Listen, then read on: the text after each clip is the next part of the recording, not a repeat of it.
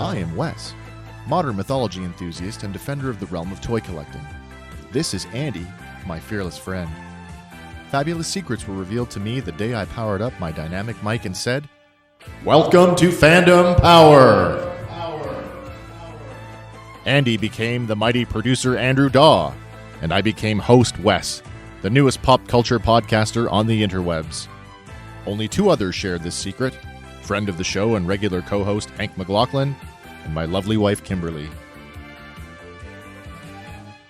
Together, we defend the realms of pop culture from the evil forces of toxic fandom.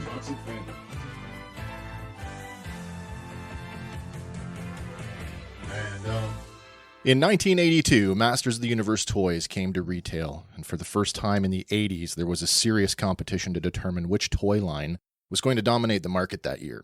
And by the end of the Christmas rush, it was clear it wasn't going to be the most powerful man in the universe, nor would it be the real American hero G.I. Joe.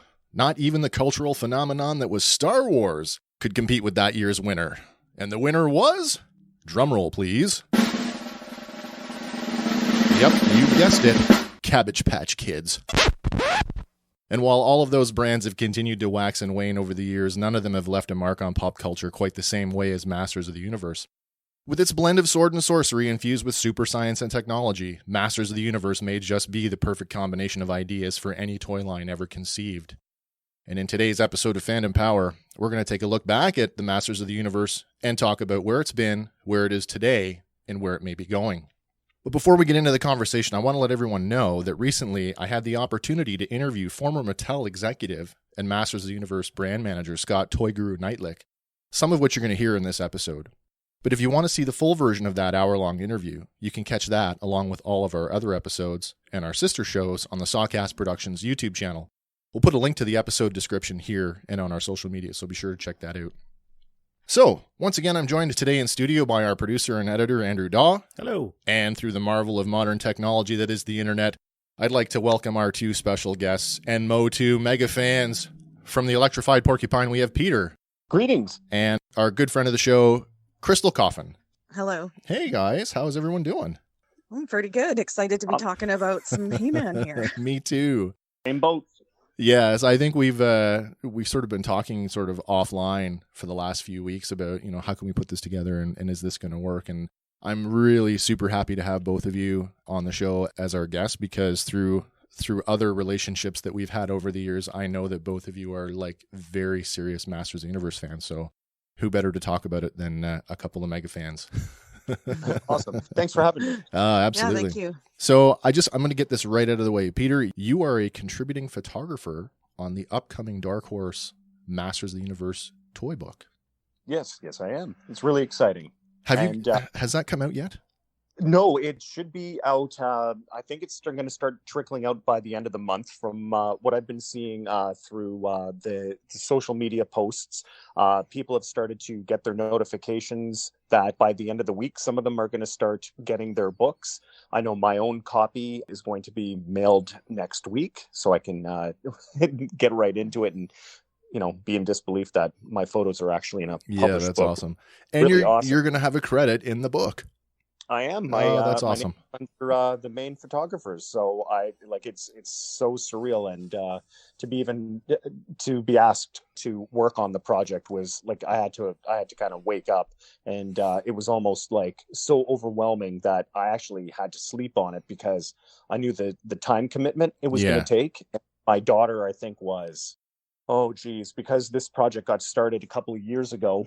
I think my daughter might have been anywhere from 8 months to a year when I got asked. Oh, wow. Yeah. And with my career at the time and getting to a busy time with it and the deadline that I was told initially, and with my daughter and my wife's work schedule, I'm like, could I even make the time for this? And my wife gave me all the support. She said, you know what, I'll make it work. You disappear into the basement every day after work and you use your weekends. And you take your couple of months and do it. And of course, with a couple of delays here and there, the book got pushed back from the initial release from a couple of years ago, and as more figures were released by Super 7 and stuff, we got to include basically everything. I think even Snake Mountain just barely made it into the book. Oh wow, that's really cool. So, and I think that's probably one of the only classics things I didn't take photos of for that book, because I just received my Snake Mountain about a month and a half, 2 months ago. I think I saw a photo on your social media about that. The thing is so one of the most amazing things in the world, and I just can't wait until this COVID stuff is gone, because I can't wait for some of my friends to come over here and actually see, because you can see pictures, but until you see the thing in person, pictures still don't do it justice. No, that's what I pretty much figured when I saw the photos of it. Yeah. So just with the back to the book though, it was such a really, really cool thing, and I think He-Man and Masters of the Universe and Princess of Power fans all over the world are gonna love it. Just seeing Pixel Dan's previews of it, showing even some new adventures and Princess of Power previews of things that I had no idea that they even had toys of. Right. Just phenomenal stuff. So I think people are really, really going to spend hours and keep going back to this book. Right. Let's touch on Princess of Power just for a second here, because one of the interesting things about Masters of the Universe is that over the course of the original vintage run, like 30% of toy sales for Masters of the Universe were actually to girls. So kind of, Krystal, that's kind of where I was really hoping to get a. I think we were getting sick of the Barbies by then. It was nice to actually see a toy that had a little bit more like character behind them. It wasn't just, let's play with their hair and put some clothes on them, like I grew up around all boys pretty much in my neighborhood. So, we were playing He-Man and wrestling and Transformers and all that stuff. So when I was able to get some She-Ra into the mix, it was nice to be able to play with the boys, with the toys instead of, the dolls and Barbies and things that they'd have. It was just a totally different play game altogether. So I know from my conversation with Scott that the She-Ra line was actually co-opted from the boys group. It was actually the girls group at Mattel that actually stole it and developed the line. But was your introduction, I guess this is my first question for everybody, is what was your introduction to the brand? For me, it was the Saturday morning cartoons. Oh, awesome. Definitely He-Man would have been first on the run, because that was out first before She-Ra, and I'm at that age where I was able to catch it right when it came out. Yeah, I think we're all in that sort of window. Sure. So I mean, considering there was no internet back then, all we had was advertising in the Saturday morning cartoons, so I was just right in there. I was one of those kids that pretty much was raised by TV, so I was basically right in there with all those cartoons, and it was definitely something else compared to some of the other stuff that was on at the time. A little bit more easier to digest than some of the other cartoons, like say Transformers had a pretty strong storyline. I mean, as much as He-Man had its little quirks and everything, I think it was a bit easier to digest for some kids. Yeah, and I mean He-Man, we're talking 82, right? So let me just check my notes here. So the Filmation cartoon, so 1983 to 84, 130 episodes, and I mean every one of those episodes came with that. Now, who did it first? Was it G.I. Joe or was it He-Man that did the PSAs first? I mean, it was such a I feel like it was G.I. Joe. Such a common I might be wrong. Common trope for the shows of that period, but I think the Masters of the Universe ones, I think, were they spoke to me maybe just a little bit more than the other shows. Mm-hmm. For sure. Because they always, really tied back the episode, right, to the little moral of the story at the end. Yeah. It was kind of cool, like now that we're adults and you think about it, having a really good action and adventure show, and just, Mattel knows that, they were sitting there trying to also sell toys through the cartoon, but trying to also kind of maybe have a little bit of a moral obligation to say, okay, yeah, this is entertainment. We're trying to, sell products here and everything too. But you know what? If you reflect on the story, this is what you can actually take out of it. So, good on them for trying to, get some kids to realize that there's maybe more to the story than you might actually think. Yeah, and I do agree with that as well. I don't know about the other shows out there, but I'm pretty sure Masters of the Universe actually had a child psychologist on staff that sort of worked with the writers. Did you guys ever? That's a lot. That's actually pretty great if that was the case, because that's what I find. Like a lot of those cartoons, especially the ones that kind of came after, did have that little bit of a thing at the end. Yeah. But the nice thing is that to take a cartoon that was based off of a toy line first, and then still to try and give it so much substance at the end of it, I think was pretty credible. Mm-hmm. Yeah, and that's, I mean, Masters of the Universe is kind of weird, and I don't mean it in a bad way, but it sort of stands out because that 1982 toy year, there was no, the only media to support it were the mini comics that came packed in with the action figures. So, I mean, for, I think the first year was something like $4 or $5 million in sales, right? But to come out the gate without any entertainment and to be that much of a hit, you knew you had something special. For sure. And I think too, when you're asking about how did you get introduced, my mom bought me the figures even before the cartoon, because I remember when even before the cartoon came out, I would, even though that maybe my reading skills weren't the best, the pictures blew me away, like the illustrations in the mini comics.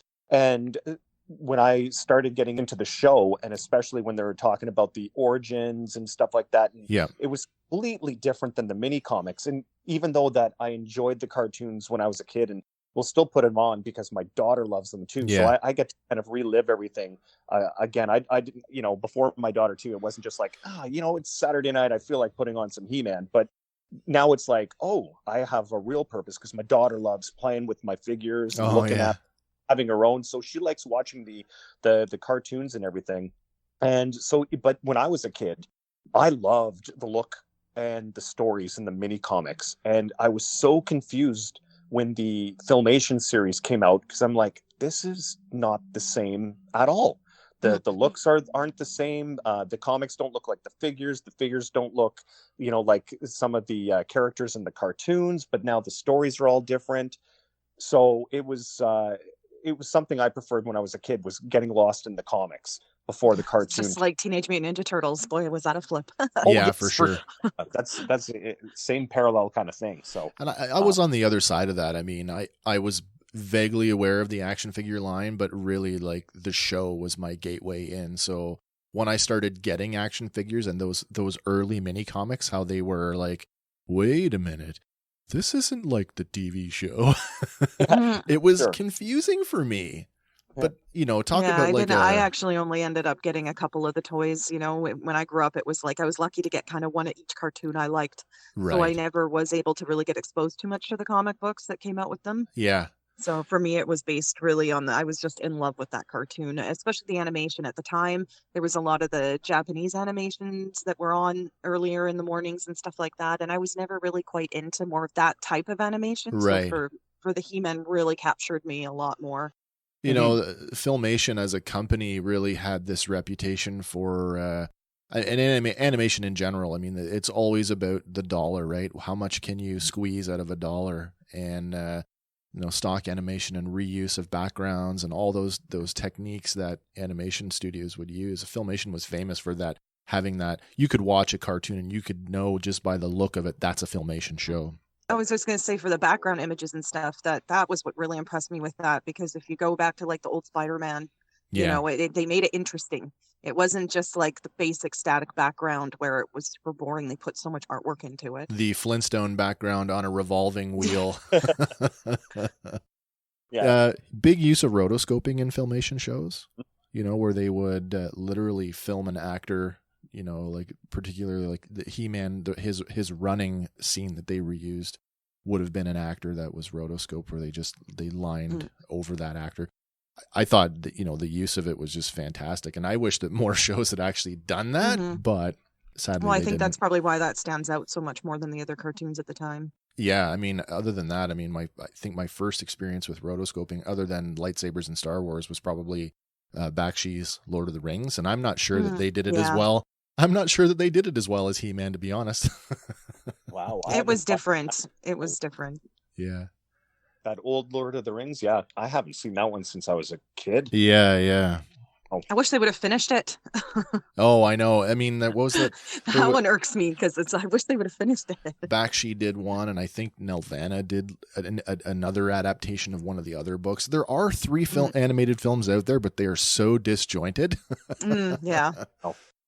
So, guys, who's got? Let's talk about favorite characters. Let's talk specifically about the vintage line. Everybody got a favorite?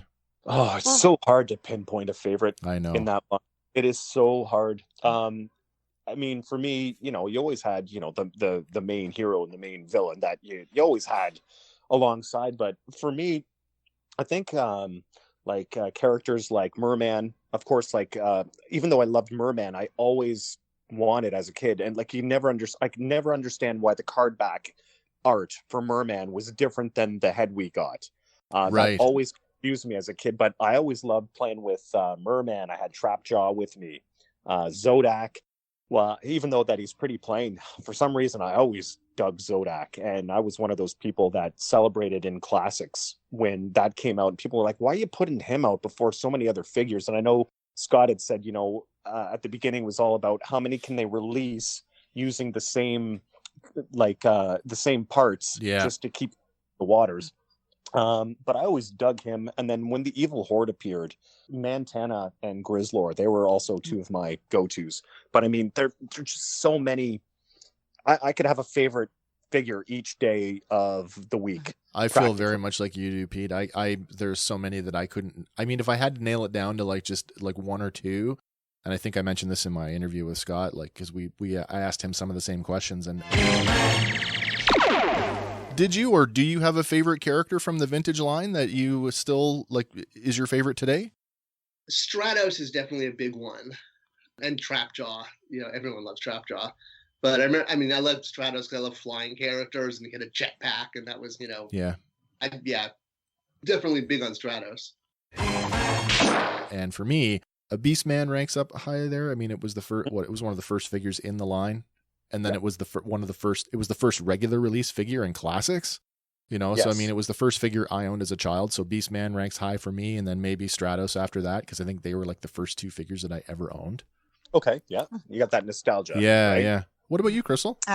I think for me, I was definitely based more into the characters in the cartoon as opposed to having the toy line. As I said, I only ended up having a handful of them. Yeah. So basically for me, I think I liked Cringer Battle Cat the best because he had the most dynamic lessons to be learned, as well as Orko for the same type of reasons where, it's like Cringer, he was just so afraid and everything, but then eventually he would finally be able to, get his get it under control and be able to turn into this amazing battle cat where he could just, destroy and ruin everything that he came in his path without any fear whatsoever.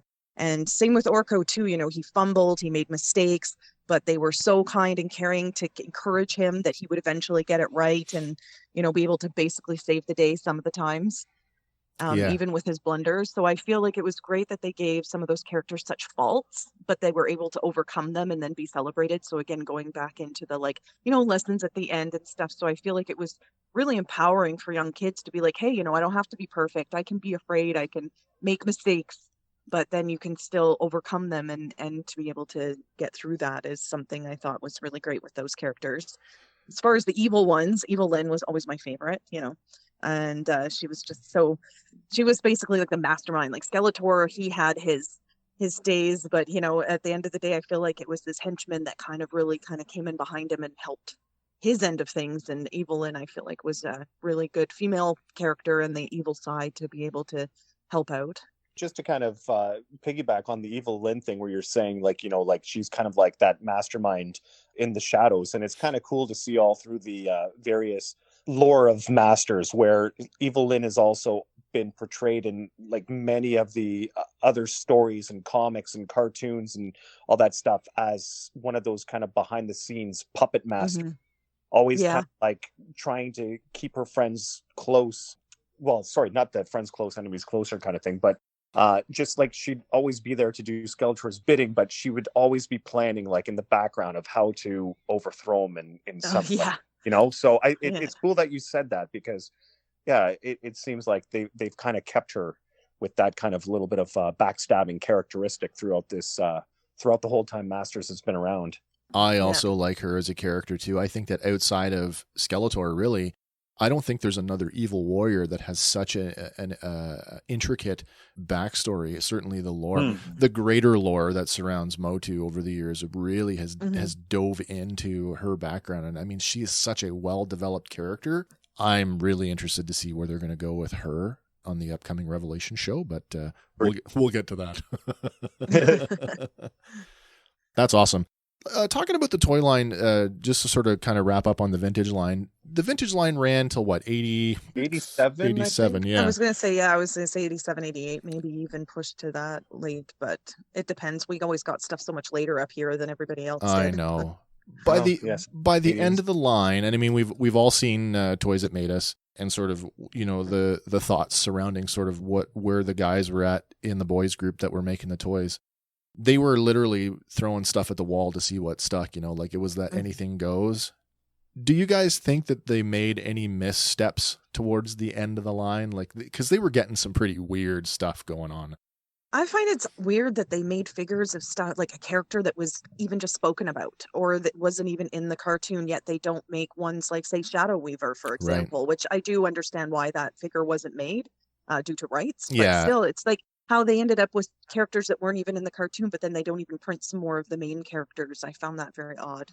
Yeah, I think you just kind of nailed it right there, because I think, you know, kids coming to the line later on, like you said, Pete, your main heroes and villains, kids want He-Man and Skeletor. You know, in 1986, 1987, if you're a new kid coming to the line because you've been watching the TV show for 3 years, you don't want, you know, 17 buzz-offs hanging on the peg, right? You know? And you didn't want, like, what were they at the time? They were at like Laser Light He-Man and the Laser Light Skeletor figure. Yeah. People wanted a plain He-Man and a plain Skeletor. And I think back then they were never thinking about that way. They were thinking, people already own these. Let's make them buy He-Man again and Skeletor. But how? And then what was it? It was Flying Fist, He-Man, and Terror Claws, Skeletor. Yep. That I think that came before the laser ones. And I think the laser ones might have been the two last He-Man and Skeletors that they put out. They are definitely, yeah, I think you're right actually on that one. And they are definitely right at the end.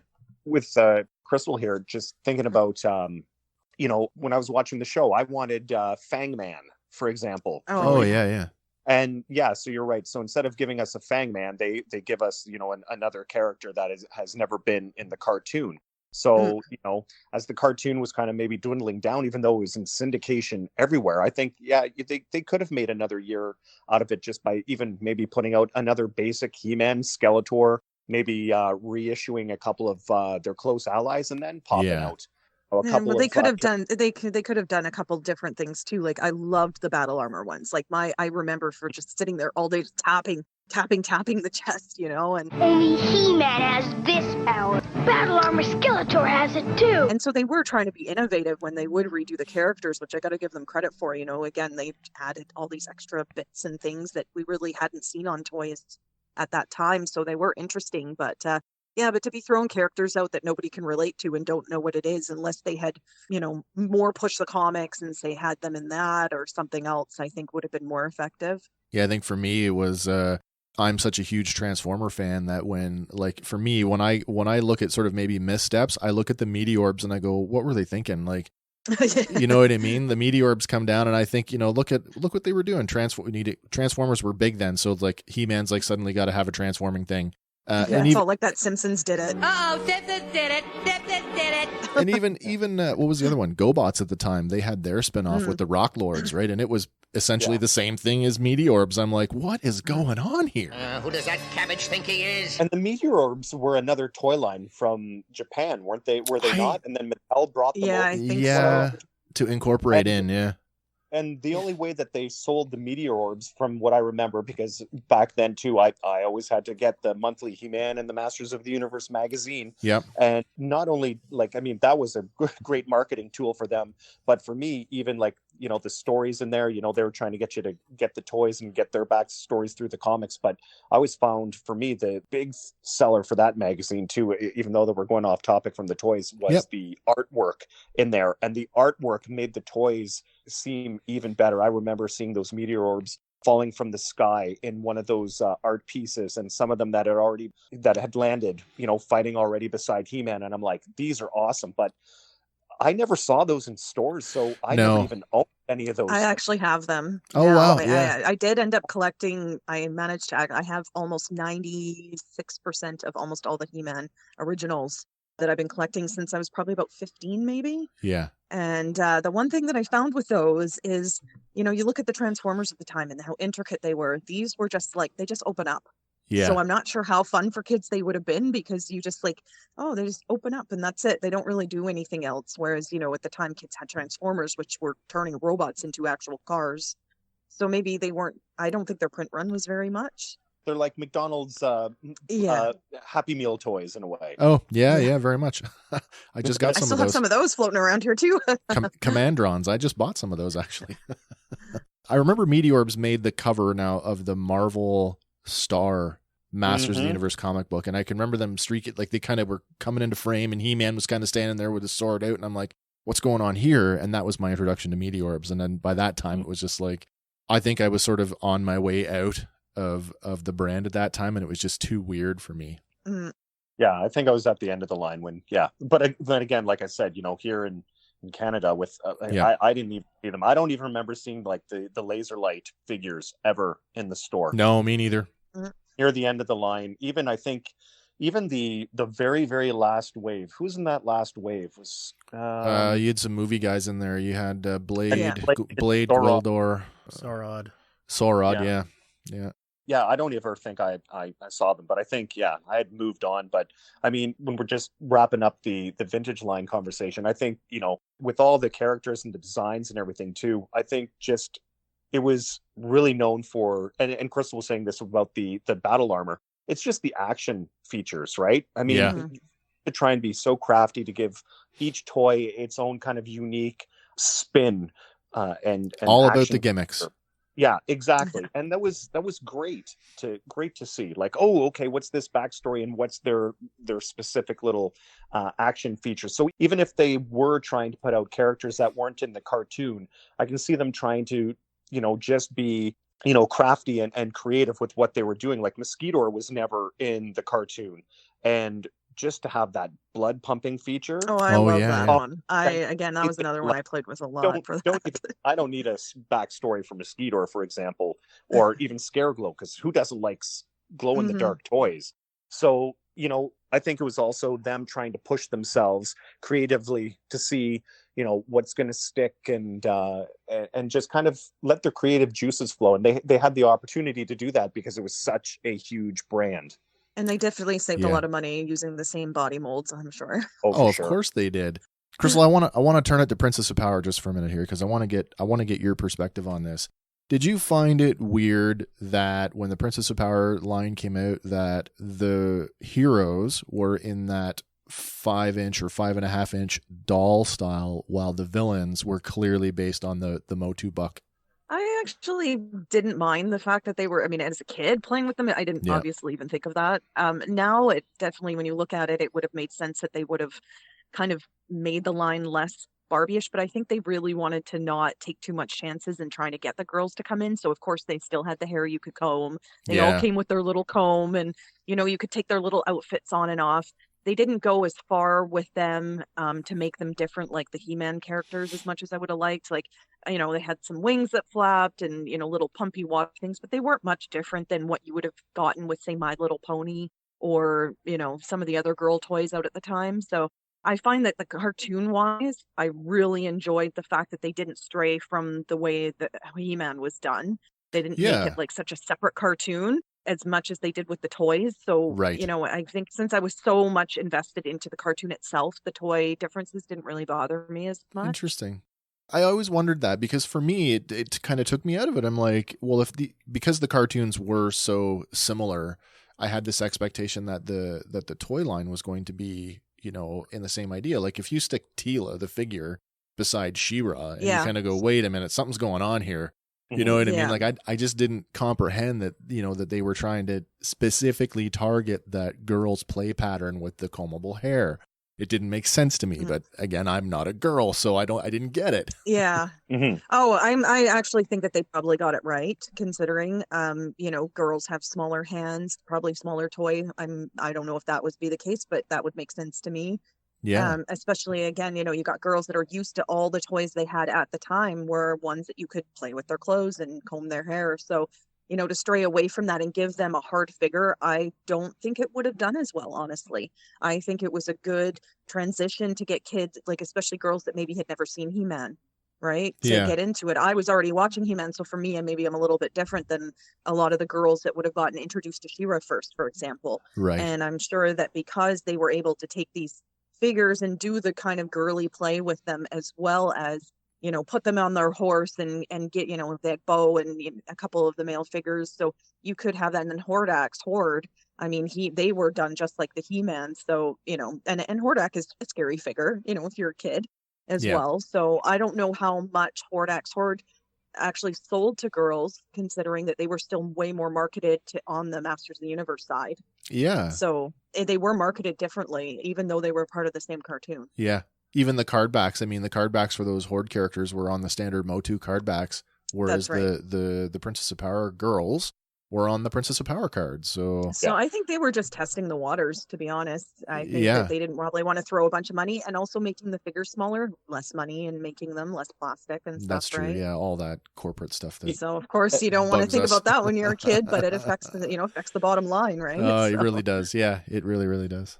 Even the marketing for the commercials for those figures, even though that the Horde and the Great Rebellion were, you know, in the same cartoon, all the Horde cartoons were like all dark and evil and facing He-Man, and then you've got the She-Ra toy commercials, and they were all like magical. Pink.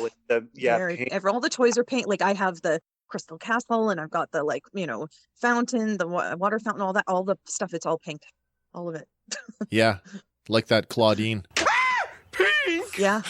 I'm like, wow, it's flocked and it's pink.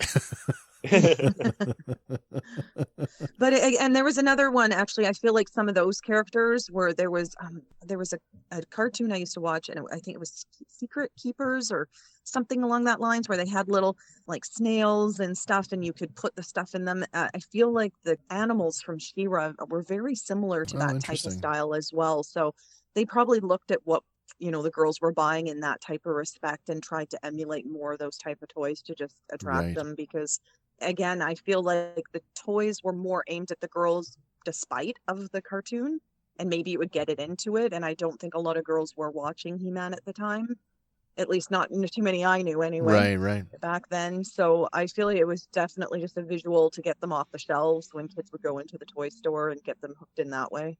Interesting. Yeah. It was definitely a hybrid line. Yeah, totally agree. But yeah, with the plastic bodies and the hair and stuff. And even when I'd go over to my cousin's place, his sister would have Princess of Power dolls. And when you're talking about comparison, yeah, it was always interesting to put her bow near like the regular Motu figures. Yeah. And seeing how skinny he was, and the other guys were all buffed out and everything.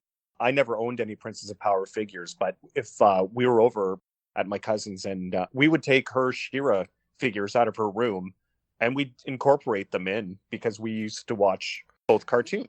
I think that's the other side of it. I think if for most of us as fans of the Filmation show, whether you admitted it or not, I think, and this is just me speaking out my butthole here, anecdotally speaking, we all watched She-Ra. Don't tell me you didn't. Oh, yeah.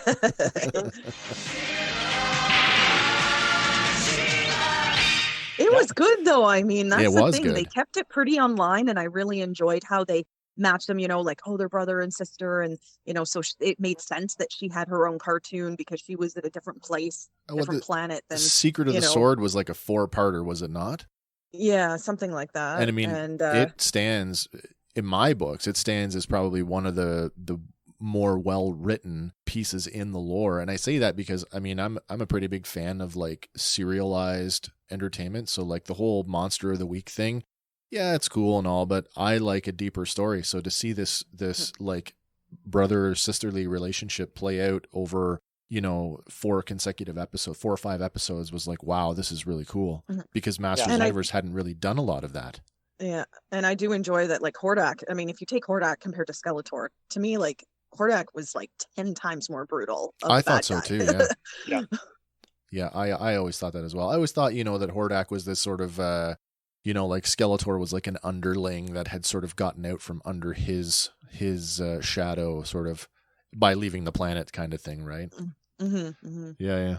One thing that always kept me watching She-Ra, like, I mean, not only I think was it on right after He-Man when She-Ra first came out. Yeah, that's right. Yeah, it was always like, all right, here's another half hour of excellent, you know, He-Man, Masters of the Universe, Princess of Power kind of thing. So what got me like to keep watching was, number one, I wanted to keep seeing what the Horde characters that I owned were going to look like in the She-Ra cartoon. Like, Yeah, okay, yeah. this Horde member coming out, what are they going to look like in Filmation? What's the difference going to be?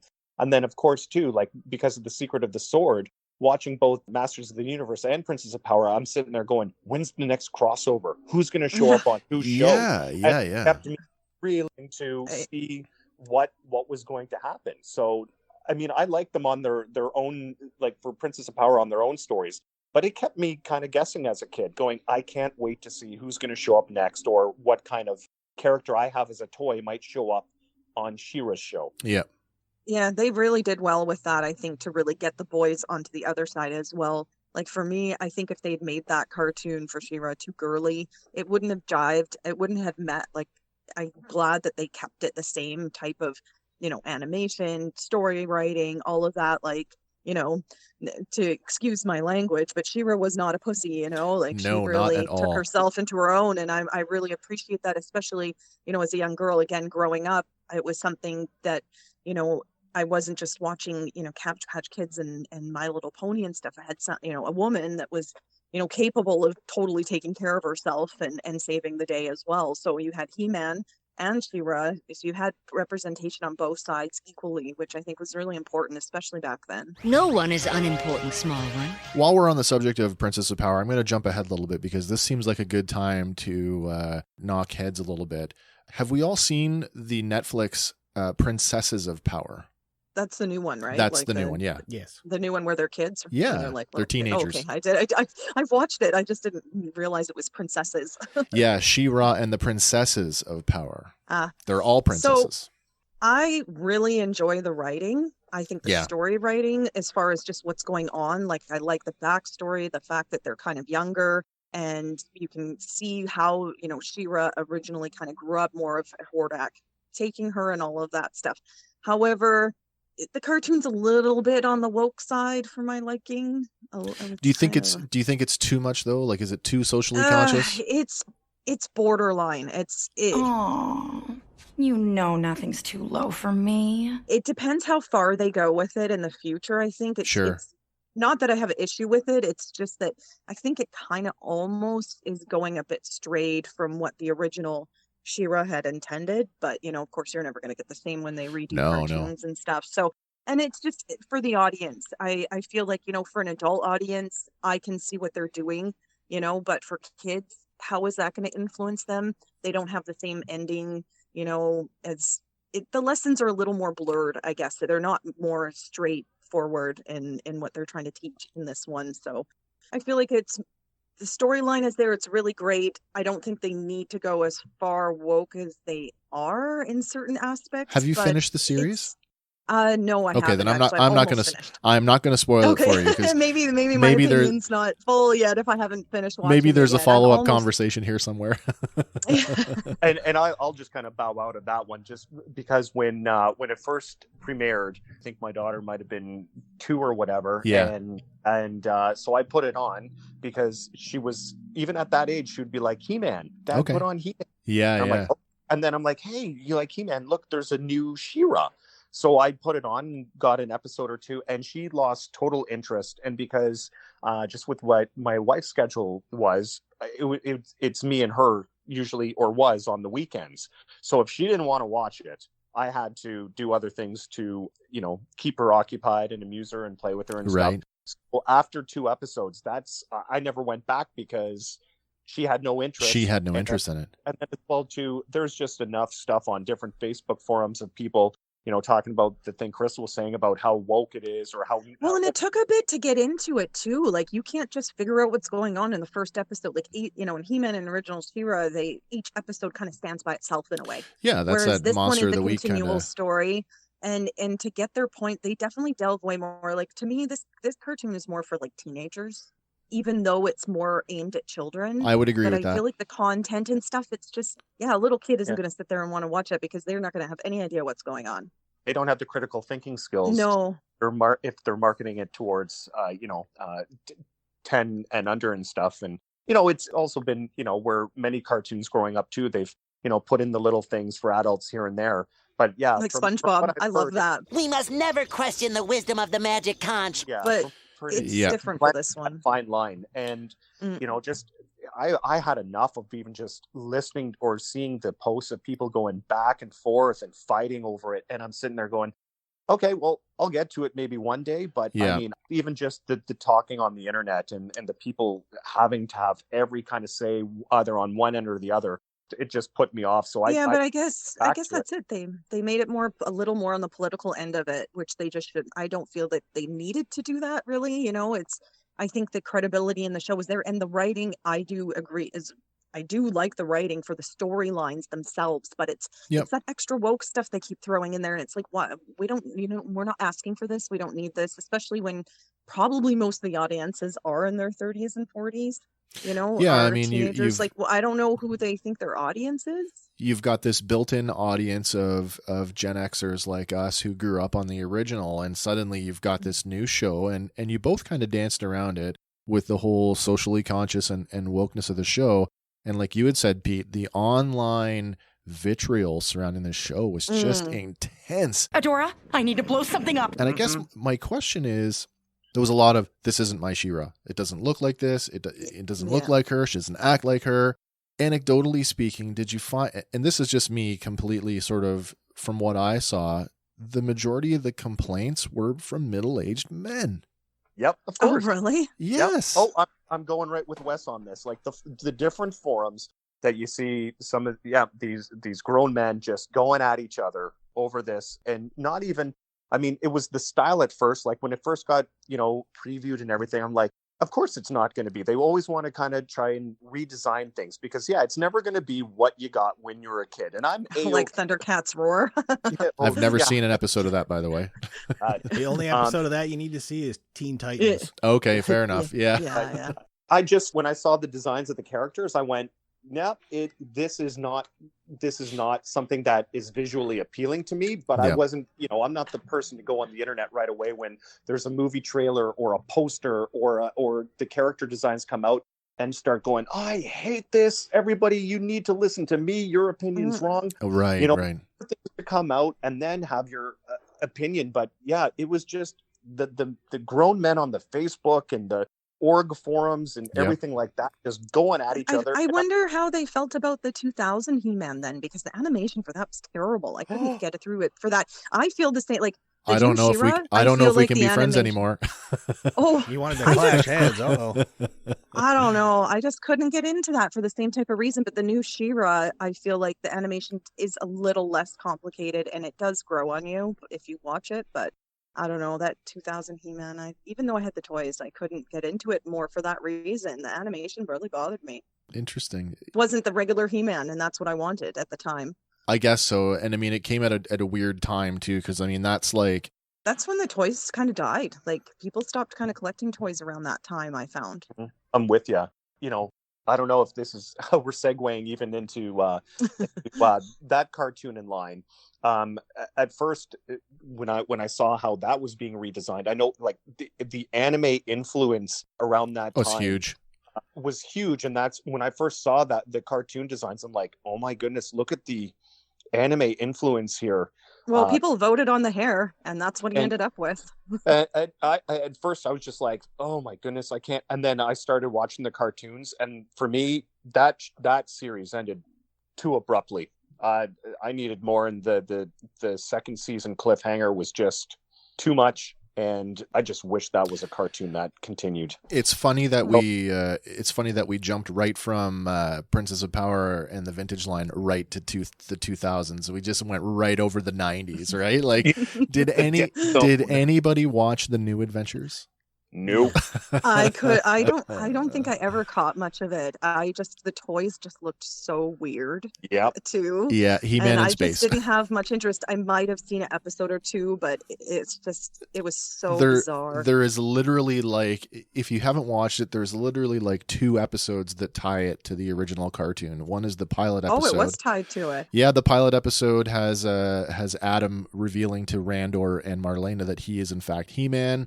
And then he gets recruited by a couple of the heroes from Primus that they need someone to go and help them fight the space mutants. And then that's what happens. And then there's another episode later on in the series where Teela actually comes over to Primus to help He-Man. But outside of that, and the fact that Skeletor kind of goes along with him to become the new leader of the mutants. They're very disconnected tonally and visually, so separate. Oh, the animation to me, I think, just went really like kind of not so much down, but very sideways. I don't know the name of the studio that they did for it, but I want to say that it was an Indian animation house that did it. So, I mean, there was a definite drop in quality and certainly cost. Yeah. Yeah. I couldn't get into it when I was a kid. And anytime like it would, let's say when Classics had, how we got a monthly Classics figure. Let's say a Galactic Protector or Space Mutant was one of them. Yep. The debates on the forums again would be going out. Why are we getting this guy? And then you got, hey, New Adventures. Oh, I know.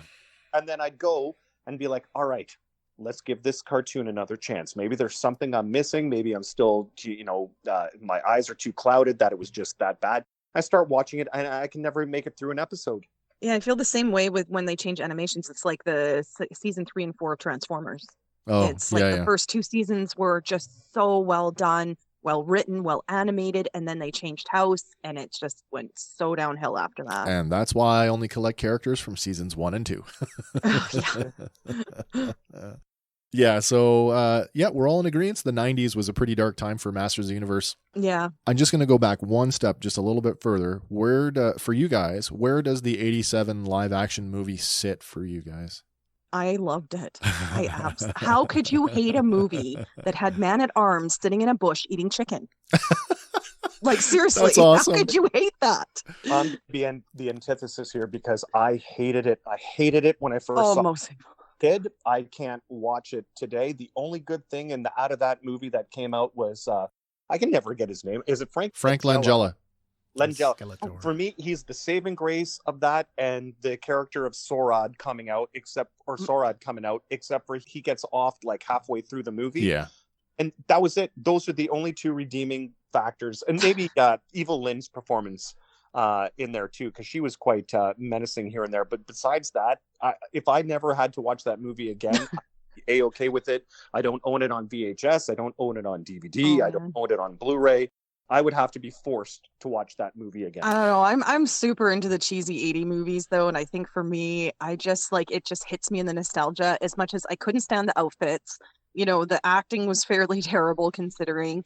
But there were just these funny little moments. It's like the Garbage Pail Kids movie. It's terrible, but it's so terrible that it's good. It's like up there with like Critters and Leprechaun. And, and I feel like it had its moments, and definitely Evil Lynn, Skeletor's characters were really well done, I think. And so it definitely had its moments. Tilo's was the most awful, though. I couldn't stand the way she was dressed up or anything. I'm just like, they did not make her look anything like it. Costuming and they didn't introduce was really any other weird. Characters.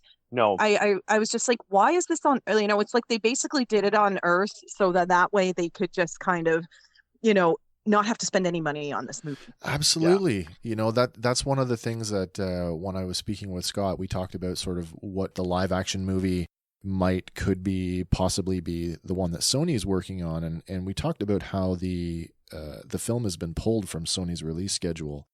And the thought was that, it's not like Transformers, where the reason why a Transformer movie works is because you can take all those robot characters and you can put them on Earth and it works. But you largely have a fantasy property that takes place in a fantasy world. So it requires like a Lord of the Rings level budget or a Star Wars level budget to do it credibly. And so does Sony want to take the risk and spend that kind of money on an untested property that's been, it's in terms of entertainment, that's been dead in the water for 20 years? Do you think that the live action film can survive the pandemic? The problem is that it's too expensive to make, no matter how you cut it. Okay. It's because it's a fantasy world. We're talking, like Avatar, Lord of the Rings style. Yeah. There's no way you can make that movie for less than $250 million. Okay. And make it look good. Yeah. Make it, if you will. Like Transformers can take place on Earth, and you've got to CGI the robots, but you don't have to CGI the whole world, if you will. Right. And that's why the original movie took place on Earth. They got him off Eternia, and the only scenes in Eternia were a couple backdrops, and the one set they built was the inside of Castle Grayskull. Yeah. Which they tried to use as much as possible because it was so damn expensive. So to make the movie, $250 million make it minimum, even if you get like D-list talent, if you will. And you've then got to spend $250 million promoting the movie to re-educate the public that this brand exists. Because, well, again, for us, He-Man is like top of mind. For most people, it's like, wait, that naked barbarian guy from the 80s, and there was Orko, and there was a green cat, I think. Very little of Motu is recognizable by pop culture at large. Way less than we think. We're biased. Yeah, for sure. Believe me, I've seen the data. Like, you know, when you ask people, like, name, you know, 4 things about He-Man, they'll be like, He-Man, a green cat, little floaty guy. Yeah. That's about it. Skeletor maybe comes up. You know, show them a picture of Buzz Off, and they have no idea who that is. Okay. So between the cost of making the movie and the cost of promoting the movie, you're talking about $500 million. Yeah. And to do a first movie for $500 million is like no studio's going to like basically Sony finally wised up and looked at the numbers and were like, oh my God, no, we're not. There's no way we're funding this. Yeah. Like, yeah. It's way too expensive to make. But they should look at the toy sales right now. I mean, look at them. I know. They're flying off the shelves. And we're really at the age now where we can spend the money, we can take our kids to them and everything. So I think, you know, before, I know that this movie has always been, you know, oh, they're going to make it. No, they're not going to make it, you know, all these years. And I think if they were to ever do it now, it's definitely the time. They've got the new She-Ra cartoon. They've got, which is doing fairly well, I think, considering that they keep making more seasons of it. So it's wrapped up now. Done. Yeah, it is dropped off a bit now. Yeah, it's wrapped up, and I won't spoil it for you, but by the time you get to the conclusion, it's pretty clear that there is. Did it go super woke? It is. It is unlikely to get a second season or another. And you know what? Season. It's sad because they had a good opportunity. I still think the animation in that was well done. They needed to keep up with the main storyline and not diverge from that a bit, but we want it. I mean, the thing is, I think the taste is there. It's just, you know, when somebody comes in and it's like, oh, here's this beloved thing that you like. We're just going to change it completely and you're still supposed to love it. It's like, why don't they just give us what we want? Make a real, like, adult He-Man movie. That's what I wanted as a kid with the original He-Man movie. That's why when I first saw it, I sat there and I went, what in the hell did I Yeah, they definitely did not make that for adults. I mean, you got the girl from the Dancing in the Dark video and, you know, Tom Paris from Star Trek. And he hasn't been in Star Trek yet. So, but to its credit, it gave us like one of the first post-credit scenes. Oh, that is true. Yeah, that is true. Way before Marvel. No payoff, though. No. See, now you guys have me second guessing if I should sit through it again and see what my daughter thinks now that she's watched the cartoons and played with the toys. I'd like to see if she'd say things like, Daddy, that's not He-Man, or where's Eternia and where's Castle Grayskull and stuff like that. I don't know, man. If you took your I think I'm the only person that's ever liked that movie. Out of anyone I've ever talked to, I swear I still think I'm the only one. I will admit, Krystal, that it's a once a year or once every other year for me for sure. Like I watch it maybe once every 5 years. there's redeeming qualities in it, and the fact that you know that it is part of the Masters of the Universe lineage makes it okay in my books. Like there's nothing in Motu. It's better than nothing. Yeah, exactly. It is better than nothing. And if my option is nothing or something, I'll tend to lean towards something. Well, I definitely still think that it could have been worse. You know, they could have definitely done Skeletor worse for sure. I'm glad that you can see where they put the money in that movie. Oh yeah. So there's the 87 movie. We may or may not be getting a new live action movie. I'm hopeful. I actually think that it would be better suited as for one of the streaming platforms, to be honest. For sure. If can drag it out. Pull that off. Turn it into a Game of Thrones style. But they need to do it adult. I think this is where the missteps keep happening. Yeah, for sure. Have you ever wanted to start a podcast, but you didn't know where to begin? Maybe you'd like to try podcasting without having to invest in any recording equipment. Do you have an idea for a show, but you're not sure how to develop it? Let Sawcast Productions take care of all of that, so you can focus on what it is you want to say. Sawcast Productions offers podcasting solutions ranging from recording and basic editing to fully produced episodes complete with all the audio embellishments of a broadcast quality show. And when your show is ready, Sawcast Productions can distribute it too. Contact us online today. So, what do you want to say? You're listening to Fandom Power.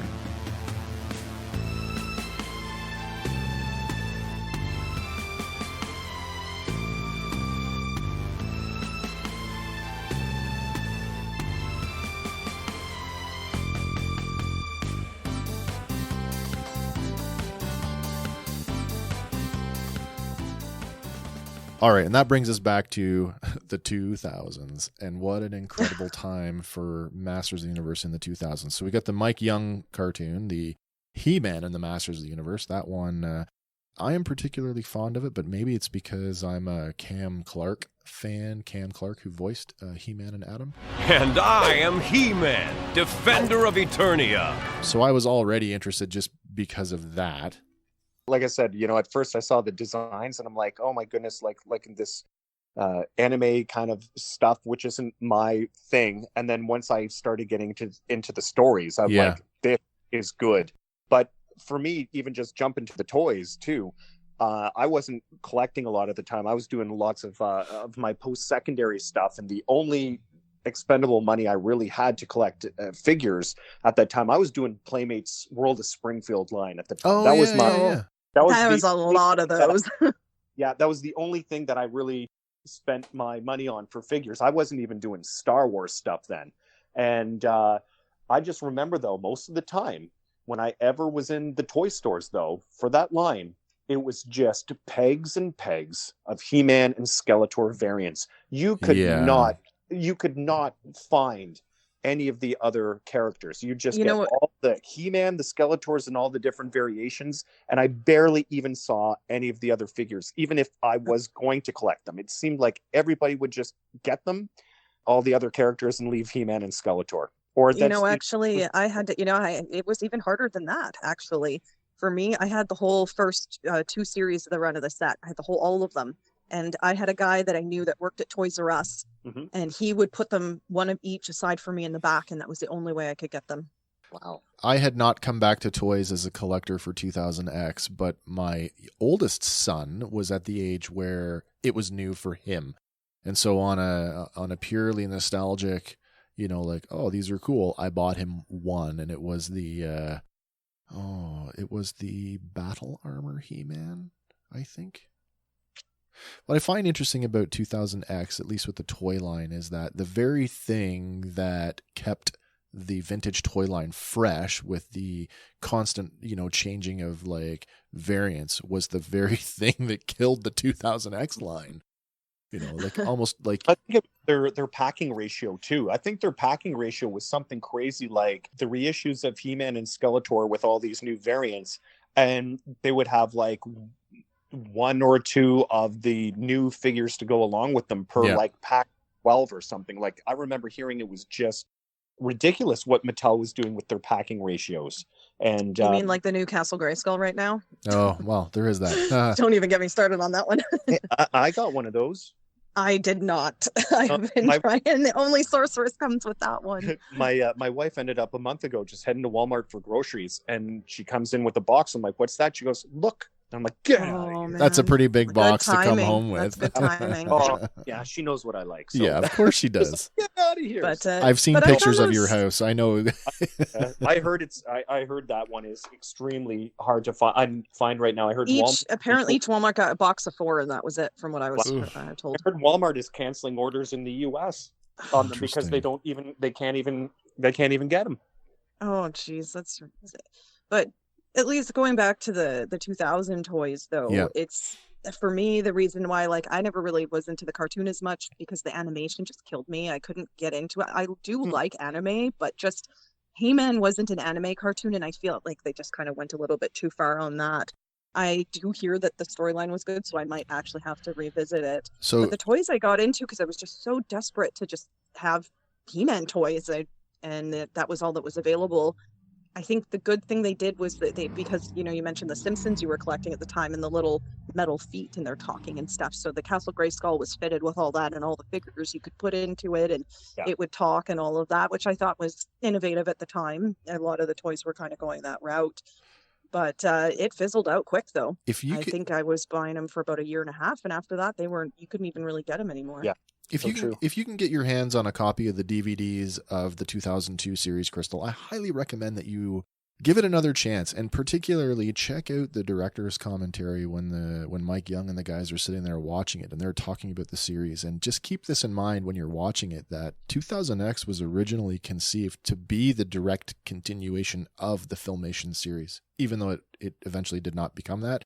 But you can see all those elements, like for example, Skeletor's sword is clearly a throwback to, he has both halves of the original power sword, right? So that's kind of where that comes from. Why He-Man has this mechanical looking sword is, Man-at-Arms had to build him a new sword. Well, they did. They definitely did get more into the mythos a little bit and stuff. Sometimes the animation will stop me. It's like, Star Wars Clone Wars. I finally started watching that and I'm like, wow, the storyline is so good. Again, I can't stand the animation so much, but the storyline was really well done. So sometimes you kind of just have to take one for the other. Yes, for sure.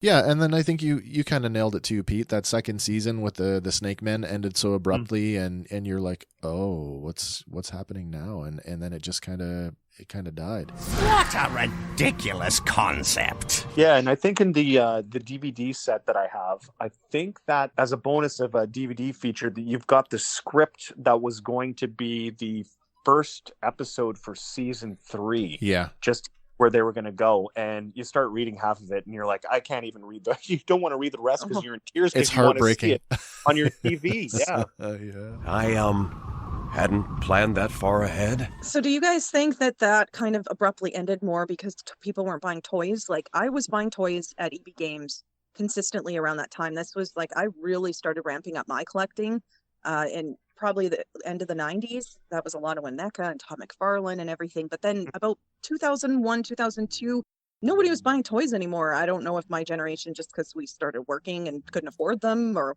really what was going on. And then you had EB Games didn't even sell toys until Pops came. That's for right. Almost a decade. So it was really hard. And I'm wondering if it was just the timing of that cartoon, and possibly because nobody was just buying any toys at the time, they decided to just drop it off. I'd be surprised if there was no correlation between them canceling it and the toy sales. I don't know. You look at the late 90s and what was popular in the 90s, and I just, maybe just me, that I'm kind of pulling this out of nowhere, but like things like the 1990s X-Men and the Toy Biz, like the explosion of Toy Biz figures, did maybe they kind of like market saturation, and maybe people were, like you say, just kind of fed up with it.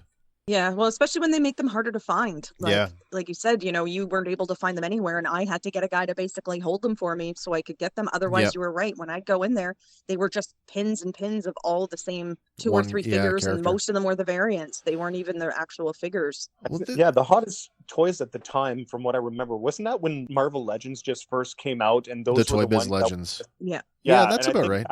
The McFarlane Movie Maniacs had dropped then too. That's right. Yeah, Todd McFarlane even pretty much stopped making all the toys except for the hockey figures, I think. He kept making the hockey figures, but he stopped making toys up until, like 3 or 4 years ago? I feel like I'm getting older. My years are running into themselves, but he only just recently started doing the toys again. Relaunched I didn't even realize he had completely stopped, other than because I was collecting them, a lot of them back then, and even myself, I think I even took a period in my 30s where I really wasn't collecting too much at the time. Yeah. With the 2000X toy line specifically, like, not only did they have like crazy variants like Samurai Skeletor and Samurai He-Man, yeah, that started getting ridiculous. But like, I don't understand this. Why did every basic figure have a repaint? Why? The Triclops, the Merman. That's where you get the Disco Skeletor from, is the repaint. They had them on the regular cards, and then they put them on the Snake Man cards, but with different repaints. Like that, right? Yeah. I just found that so bizarre. And for me, like, I'm not going to lie. I mean, I have a pretty robust 2000X collection, but I did not even bother going for any variant paints. I just want original paint scheme, original character, no variant. That's all. Once they did the Samurai, I pretty much stopped then. That was when I stopped. I'm just like, hey, this is getting a little silly. I don't blame you. But at the same time, right, like there was an episode which involved them donning samurai armor. That is true. So that is true. Your younger self, you always wanted every possible version, and then they finally gave it to us. So you can reenact every episode. I think they felt like even the sorceress, for example, I still have her. I love that version of the sorceress. And the thing is, I can't stand it. Really? Her by herself, like that. I love her as herself, but as a He-Man character and as the sorceress and knowing her backgrounds and everything, like, how is she Egyptian all of a sudden? Yeah, that was always kind of like, why did they do that? It's the sorceress, you boob. I don't know, and maybe it's the whole. What's her name? Vina? It's Vina, I think it is. Yeah. So King Grayskull's wife, Vina. I think that's where the idea sort of comes from. Okay. Yeah. I could be wrong on that one, but I think that's where it comes from. I mean, the figure in the cartoon character looked amazing. Don't get me wrong, but I just thought that it was just like, what does this have to do with He-Man? Yeah, the Egyptian iconography was like a little misplaced because there was nothing else that really lent itself to that. No, and there were no other figures that looked like that either. So true. So true. What's a really strong point for Masters at this time is this is where we are introduced to the Four Horsemen, as the Four Horsemen sculpted all the two. This is their first shot at doing Masters. Mm-hmm. And you look at where they are now, it's 2021 and they're still doing Masters. You know what I mean? Like after 2000X, it was the Four Horsemen that were like, hey, we're not done with this. And they're the ones that went to NECA to say, hey, can you guys like maybe pitch or go for the license so that we can do more stuff? And that's how we ended up with the statues. I think they look amazing, but I just wish it would have been of the like original. They did some variant ones. I know I have a variant He-Man, which is it's the Filmation style He-Man, but it's a NECA staction. I can't even remember where I got it from. I don't think I've seen that one. I'll take a picture of it and I'll send it to you when we're done here today. You're just gonna make me want to buy more stuff. That's the thing of if I could afford some of these, like the busts and the statues. Some of them, oh wow, like some of the newer like She-Ra ones, especially, they're just so incredibly well done. So 2000X comes and goes. We get 2 seasons of a show. We get a bunch of figures that are again polarizing in the fan community because we're not sure how to take it. And then we have this kind of like dark period where there's nothing. And then along comes 2008 San Diego Comic-Con, and lo and behold, there's Mattel with this action figure, and it's King Grayskull. The future of Eternia depends upon it. And King Grayskull ends up launching the Masters of the Universe Classics line. Yeah, and just before that too, they had during I think one of the Comic-Cons or Toy Fairs, they had the Four Horsemen sculpt a Classics He-Man, and they kind of just put him. Yes, that's right. Right, and they didn't say anything. They weren't really talking about it. They were just going to be like, let's put this here and see how many people come up to us and say anything, get the reaction. Are people gonna report on it or whatever? And it blew up. Where did this He-Man come from? Does anyone know? I'm not surprised. Yeah. Blew up. Everybody was like, what is this? What are you gonna do with this? I want this. And I think that's where everything with like Mattel, the Horsemen, Scott, and everything started. They started to get talking about it. They finally made something we wanted. That's why.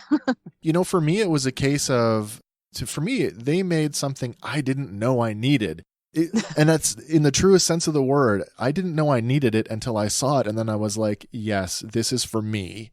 This is the one that I need. And so much like you, Pete, I was an all-in subscriber right from day one. Oh, yeah. And I think I kept my subscription current right up to 2015. And by 2015, I was getting so sick and tired of all the variant characters and characters that I had no emotional connection to that I just stopped and I started cherry picking off the last few ones that I wanted. So, yeah. And there were a lot of people that ended up doing that as well. So with Matty Collector, the subscribers basically just took the place of retailers within that established system. Yeah. And that was, so like when the subscriptions would come up, we'd show you guys 6 figures, give or take, and that would represent a year of product. And we'd need you to commit as a subscription to it. And it was it basically found a way of getting the Mattel sell-in system to work directly to fans, but maintain the same guarantee that a year could be. And it was why, because as long as the subscribers were subscribing, that's what allowed the endless character selection. And that's why even with, of course, the good old fan communities online, Yep. When they were giving like, hey, if you buy the sub, you're going to get this. And when they announced Shadow Weaver for 1 year, Yep. Oh my goodness. That must have blew up the internet. That's a bone of contention for Krystal because that's the man, one character. I did finally get her though. I did. I finally got her. That was the thing. I didn't, since I don't go to Comic-Cons or anything like that, and I have my busy life, and since toys kind of went on the wayside, and they weren't really making toys in general, and they just weren't being bought in stores so much. So I didn't even notice until a few years later that they had started doing these classics, and then they were convention releases in the beginning, and it's like, oh man, they're so expensive, but they were gorgeous, just so well done, and I just fawned over them, and especially Shadow Weaver, which was never made. And since I have all the original collection, and it's like, okay, I gotta get this figure, and it took me, I finally got it about maybe 6 months ago. So Oh, I'm not going to even ask you what you paid for it. Actually, you want to know why I only got it 6 months ago? Because I paid $50 for it. Oh, well done. Well done. Yeah, I think a bunch of boxes must have come up, because if you look on eBay now too, they are a bit not as expensive. I don't know what happened, but I think somebody somewhere in a stock room had a bunch of boxes of them and put them out into the world, because they were like $200 something plus for a long time. And then I saw one, I'm like, $50. I'm like, what? And now they're about $70-$80 right now, I think. Really? Yeah. There was a period there where people were really, really, and I mean really upset with Mattel, because when Matty Collector went down, when they were discontinuing the line, all of the customer service stock went to Big Lots in the US.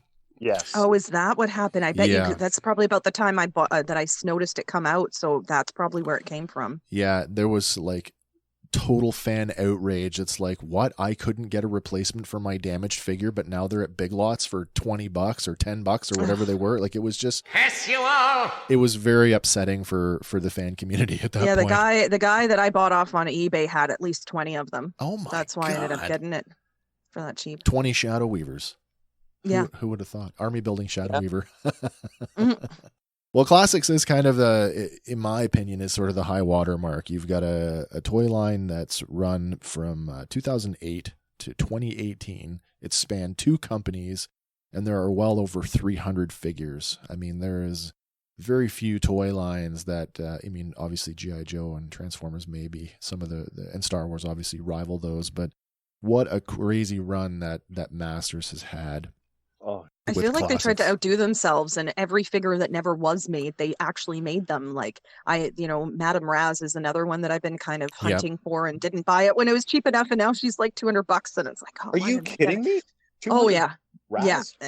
yeah, and I mean, who wants that? I want it because I just have all the She-Ra stuff, and they never made a figure of her. But for the most part, some of them, I dislike how hard they made these figures to get, because they're the next step before getting a resin statue, basically. Is it the subscription model that maybe put people off, having to I didn't know about it. And before I knew about it, it was already way too late.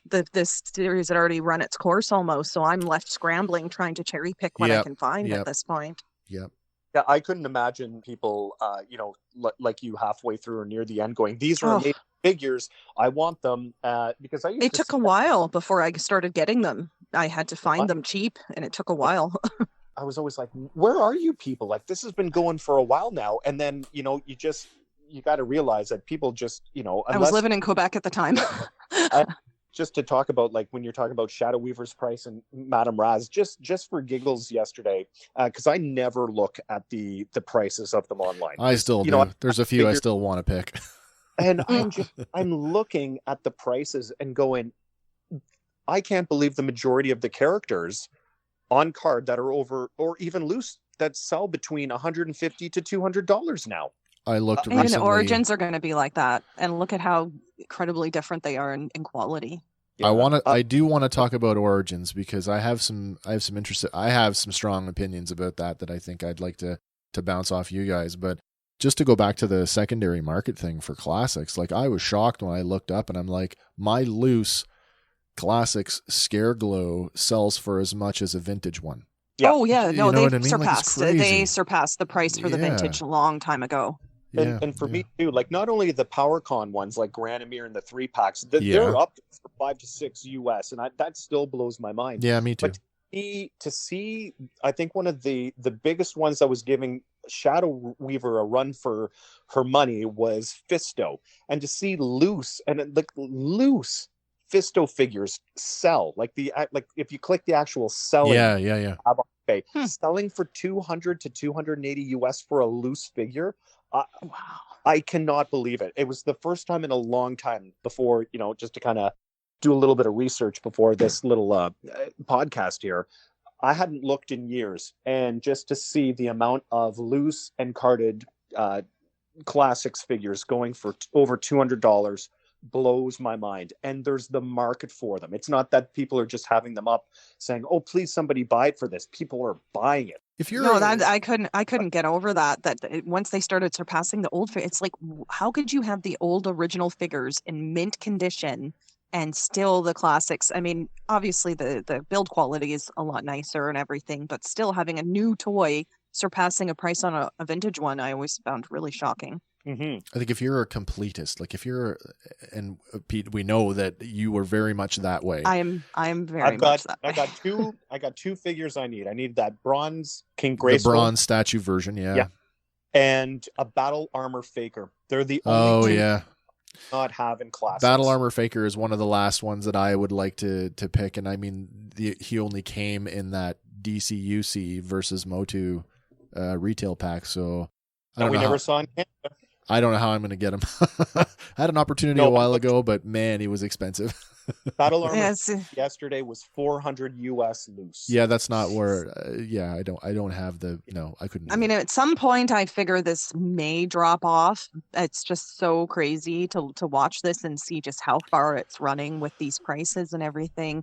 Especially considering, like you say, for completists, it's really difficult. I was a completist for years, and I had to learn not to. Yeah, me too. Just 'cause I can't afford it. Like, I can't. I had to be like, okay, let's just pick like, I probably have about maybe 6 of the classics, and that's all I can afford. If I were to try and get, and I had, like I said, I'd had all the original ones, so I'm only missing a small percentage of the original. So I'm like, you know what? I'm just going to focus on getting the original ones and try to complete that. And, if I can find a classic at a good price, I'll grab it. But otherwise they made so many. This is where I was. And this is the thing, like classics, if you want to say that, Motu has a swan song, classics is it. I mean, this is the line. Like, will there ever be, I mean, Origins is out there now. Does Origins even stand a chance when you have a line like Classics that was so much about the celebration of Motu across all of its media, which is that's why I don't know why they're doing the Origins, to be honest, because of the Classics. When I saw that, I'm just like, I would love to be able to put the Origins in kids' hands. I have a but theory then you on still that. have the flippers that are going in and taking everything. So now we're even these cheap Origin ones that should just be going to kids so new kids can enjoy it. Yeah, these are what, $20 figures at retail? Yeah, and I feel like under. Unfortunately, because there's such a craze over the He-Man and the classics and all of that the flippers are just taking this, so the kids don't even get to enjoy these ones. And these are the ones that I would personally, if I had kids, I'd let them play with the Origins. I wouldn't let them play with the classics. Right. But now they're not getting them. Classics. Yeah, don't tell my daughter she can't play with my classics. That would break her heart. Actually, no. She's really gentle with them, thankfully. She's got a couple of like ones that I had to get a second one of because of something busting on them or a defect, so I bought another one. So she has like some of her own. But I mean, when you're talking about Wes, that was classics, the Swan Song. Yeah. And I'll that as I've got my classics. I have not bought, besides my wife buying me the Origins Castle Grayskull, because I wanted to go with all my other Grayskulls. Sure. I've not bought an Origins figure. No, neither have I. I've got no interest. Like, classics to me is like the epitome of Masters. And if I want to spend any more money on Masters until I see maybe what's up and coming, I'd rather spend my money trying to complete a loose like vintage collection or a vintage on card sure. than spend money on Origins. Why would I want like a new version of an old figure when I could just go and try and save money to hunt down the vintage figure? Vintage figure. I wasn't going to buy them. I couldn't help it. I couldn't help myself. When I found them in the store, I was able to get a couple of them. Was that buyer's impulse? Was that what that was? Or I think so, because I ended up finding a couple of them in the store, and then I ended up ordering a couple of them online. But I have my few figures that I really, really like collecting over the board. Yeah. Like, I still do have some of the X figures, even though I sold most of them off. I still kept some of the main characters that I enjoy. So I think that's more for me. The Origins only came into play because it's just getting those same figures that I've collected over 3 or 4 different versions The of toy them. companies really know how to hit us in the nostalgia beats, right? Like It's they tough, know. but they're terrible. I can't stand points of articulation in my toys. I'm one of those. And the knee these flaps Origin bother figures me. are tough. They're tough because they look like crap. As far as that's concerned, like it's like, you've got the classics, and then I just don't understand why the Origins just kind of weren't a remake of the original ones. And instead, they kind of made them a bit the same, but then let's give them all these points of articulation and everything. And I think that kind of ruined it. I think more collectors would be ticked off if they didn't have the points of articulation, because you like Super 7 already did their kind of. Yeah, I've seen those ones. Yes. Like with their articulation. So, they're trying to blend both of them. And again, too, like, with all these cartoons on Netflix coming out, going back to saying, do we really want a movie? Like, can they make a movie?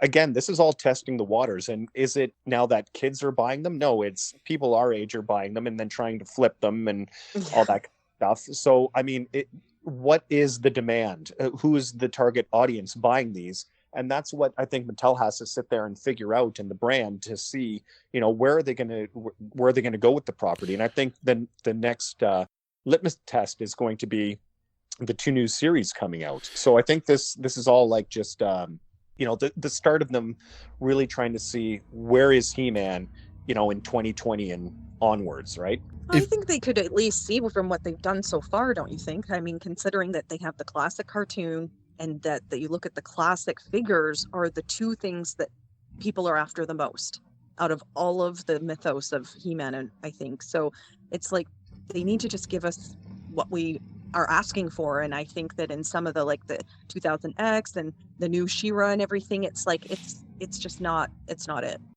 If you guys aren't watching Scott Knightlick's YouTube channel, I highly recommend it. It's Spectre Creative, and he really pulls back sort of the veil on sort of the consumer goods and how the retail chain kind of works, only because he's got, 25 plus years of experience in that. And it's shocking to realize that, when you talk about toys, that why, especially now, not only do we have a pandemic that we're having to deal with, and that's creating issues with release dates and things on the schedule, how they're getting produced, but basically toys, the first 20% of toys are targeted for collectors, and then the other 80% are for kids. So that's why, we as collectors make up such a small, we think that we're the biggest thing going, but in the bigger picture, we are such a small sliver of the toy buying community that we're generally not the first thing that the toy companies are thinking of when it comes to toys. And that includes mass market lines like Masters of the Universe Origins. So, part of that, having, not being able to find them. And I'll use the NECA Ninja Turtles as an example. They were like near impossible to find a year ago, partially because they were a US exclusive. But when the license got expanded to include international, here we are a year later, and the 1990 movie Turtles are readily available in several places now. So, that gives me hope, at least a bit, about the origins. Yeah. That again, do you think that maybe sometimes that gives a false narrative where you've got a small percentage of the collectors buying the toys up and the flippers buying everything to try and resell? And if we're not buying them at the rate that the kids would be, right, then that's destroying the toy line in itself. Yeah. Yep, I definitely I'd actually agree never with even that. really thought of that, and that's just even more sad and disappointing. Isn't it, though? Because Yeah. I would love to see the Origins, especially. I would love to see in kids' hands. Yeah, because they're so close to the original, and they can play with them, and they've got those kinds of articulation. They've which, got like that. I said, for me, I don't care, but as a kid, I would have loved that, to be able to bend them more and stuff like that. As the gateway to toys for my children, I am more inclined to walk in and go, oh, look, there's a He-Man figure. Looks like the one that I had when I was a kid. It's only $20. Yep, I'll buy that and give it to my, 7-year-old, versus that Masters of the Universe He-Man, he's $150. That classic figure, you're not getting that one. It's like the Castle Grayskull. I mean, it's all day long for $250 now. I'm not going to spend that. I want it. I would love to have kids to be able to play with that, but I, instead of my original, of course, because I have all the parts and everything, no kid hands are touching that. But it's like, I'm not going to pay $200 for it. I'm just not. No. I'm okay to spend a little more than what it costs, but not that much. So where with Masters of the Universe and kind of moving forward with like where it might be going, I just want to ask you guys, were you guys aware that Mattel does not actually own the brand? I thought Super 7 owns the rights now for it. So it's something along that lines. It's a weird convoluted thing that goes back to like the selling of rights over several years and then the buying and selling of companies. But the short version is Masters of the Universe as a brand is actually owned by Universal, as in Universal Pictures. Mm-hmm. Yeah. So there's this big looming, essentially Mattel, when you go and you buy a Masters of the Universe figure, you see the Mattel logo on it, and it's all completely legal because Mattel has basically first right of refusal on any toys. But that agreement is coming up for expiry in 2023. Huh. So this is, we had this big run with classics at Mattel right up to oh my God, was it 16 before Super 7 took it over? Yeah, about that. Yeah. 17. So Super 7 goes hard, goes really strong with classics right up until 2018. Yeah, and then without any warning, without any advanced, boom, gone. And instantly Mattel is producing Masters of the Universe toys again for retail. Not for direct-to-consumer model, but for retail. Yeah, that blew everyone away. Didn't it, though? Yeah, sure did. I actually felt really bad for, Super 7 because, they were trying to take things that the fans wanted, like classics and they Club did such Grayskull. a great job. And on my site, when I've reviewed some of those toys, I have given them the what for with some of their, design choices or even the shiny, glossy plastic that is the figures or a couple of the other things. But I mean, I was still so appreciative that the line kept going. And, thank goodness still had the opportunity to do like Snake Mountain and everything. But the fans were still clamoring. And I think they were hinting that they had a plan to keep going to also not only do more Club Grayskull, which I thought would have been great because I really enjoyed for the most part taking or seeing them continue on making our Filmation figures in the classic style without them being quote unquote classicized, like Scott would kind of say. Yeah, sure. I also wanted to see, who else were they going to make? Like what concept characters, like from the Power and Honor Foundation or those other kind of books where they showed like some of the prototypes that they had. What were they going to do with those? What other kind of were they going to get to some of the New Adventure villains like Butthead or Lizar? Right, right. Even though I didn't like the cartoon, I loved what the Horsemen did with me too. New Adventures villains. And, I wanted to keep seeing what Brian and Super 7 could do. And then when I saw what they were switching over to with Origins, I almost threw my computer because I'm like, oh my God, they're switching. It's such a downgrade considering. So that I was like, I think it was right there. I knew I was done and I wasn't probably even going to touch Origins. I'm like, why am I going to go backwards? I think it's easy for us as collectors to sit back and collectively scratch our heads and do that. Like, what? Like, what are you doing? But I asked this to Scott and I'm going to ask you guys. If you were Mattel and you knew that looming 2023 date was coming, would you not throw everything at the wall, Masters of the Universe, to show Universal that come 2023, you're still the right place to leave the brand? Anything they say no to, even now, right, then that automatically triggers Universal to have the right to go to another toy company. Right. So they're sort of in a position, it's like a rock and a hard place. Yeah. They have to say yes. Right. Otherwise, another toy company starts making He-Man toys like that. I think they are. That's why we're going to be getting 2 new toy lines coming out for 2 different cartoons with more. I think there's a new Dark Horse comic coming out to tie in. I just saw the news for that yesterday, actually. Yeah.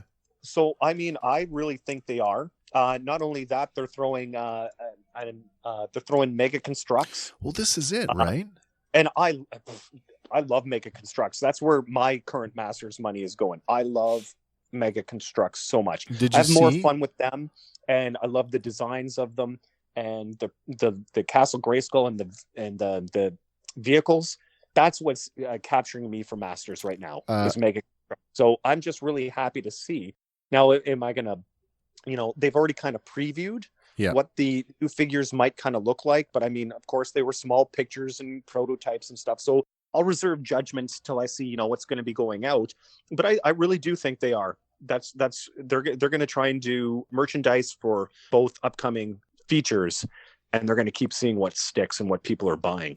Yeah, I agree with you on that. I wish they would figure out how to get their products into the stores properly. Again, I'm still really grumpy about this Castle Grayskull scenario with the Origins. It's like, basically, if I want Sorceress, she only comes with the Castle Grayskull, and then, like you said, they're canceling orders now. Up here, we only, I think, each got 4 per Walmart, and it's like, I don't understand why they, you can get 100 Zodaks or something like that, all, in going into the stores, but you can't get the thing that the people want.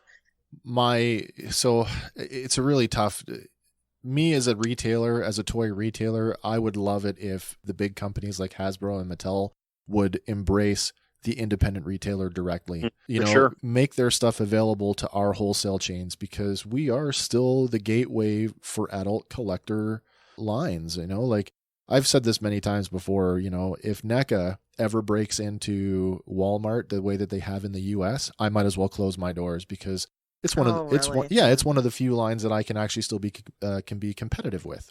I can't compete. I cannot compete with Marvel Legends. I cannot compete with Transformers because they are mass market toy lines.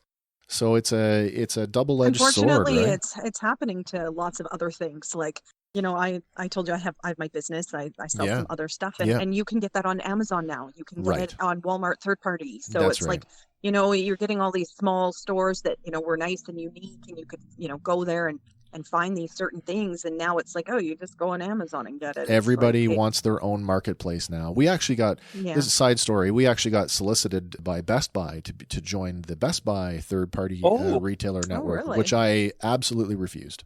I don't, great. I'm on the Best Buy website and I'll have access to all their, their customer base. But at the same time, what they wanted me to do as a retailer for the cut that they wanted, it was not worth it for me to do that. I would have to be like Toy Traders size for me to make it worth it for me. Mm-hmm.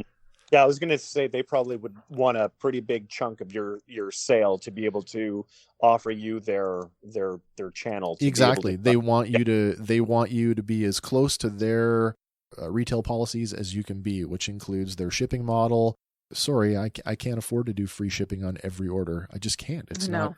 No, and that's actually what I'm dealing with right now too. It's like, I want to try to offer free shipping, and it's like, where is my break point? Like, and then you have to charge more. So it's like, again, they can go to Walmart or wherever, Toys R Us, and get a figure for $15, but you're selling it for $20 or $25 to have to compensate for that free shipping. It's just not fair. I still think there's a place for the specialty retailer like what you're doing and what I'm doing, and that the customer service aspect will always be that little feather in our cap. That's the thing with the Funko, where they were doing the specialty series, and the specialty series were only supposed to be carried in little small stores, and now you can get it at Toys R Us. Yeah, I find that to be completely like not. Yeah, don't get me started on that, because I've stopped carrying. That'll be a whole other podcast. Right? I've stopped carrying Funko altogether. I don't even order it anymore.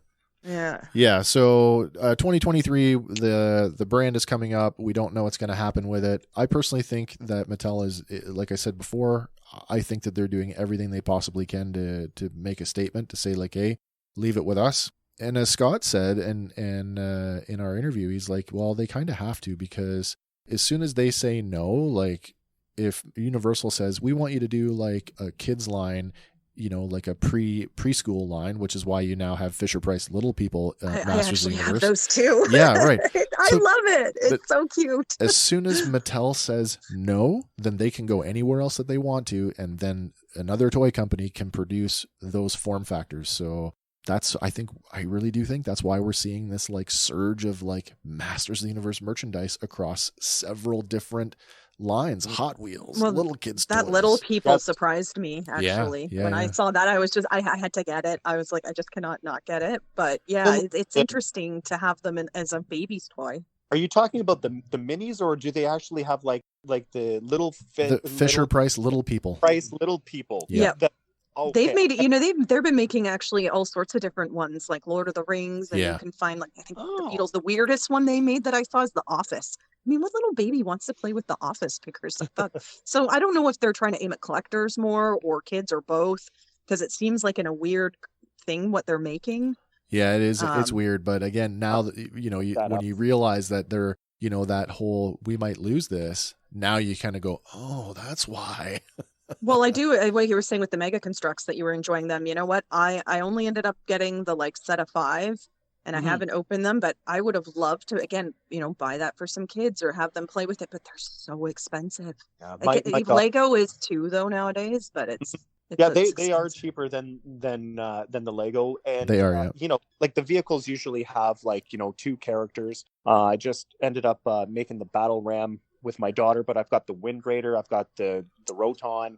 Those are great, and then you're selling me. I've been humming and hawing whether I wanted to get more into them because they do look really fun, but I haven't just the first few couple figures. They're so fun. I think they're just so well done, and I don't know. It's just that added step of building, and then kind of posing them that way. But then also, I get to share that fun with my daughter because I'm not worried about her, breaking a piece off of a Mega Construct set, or if she pops the head off one or something like that. And she loves them because she thinks they're so cute.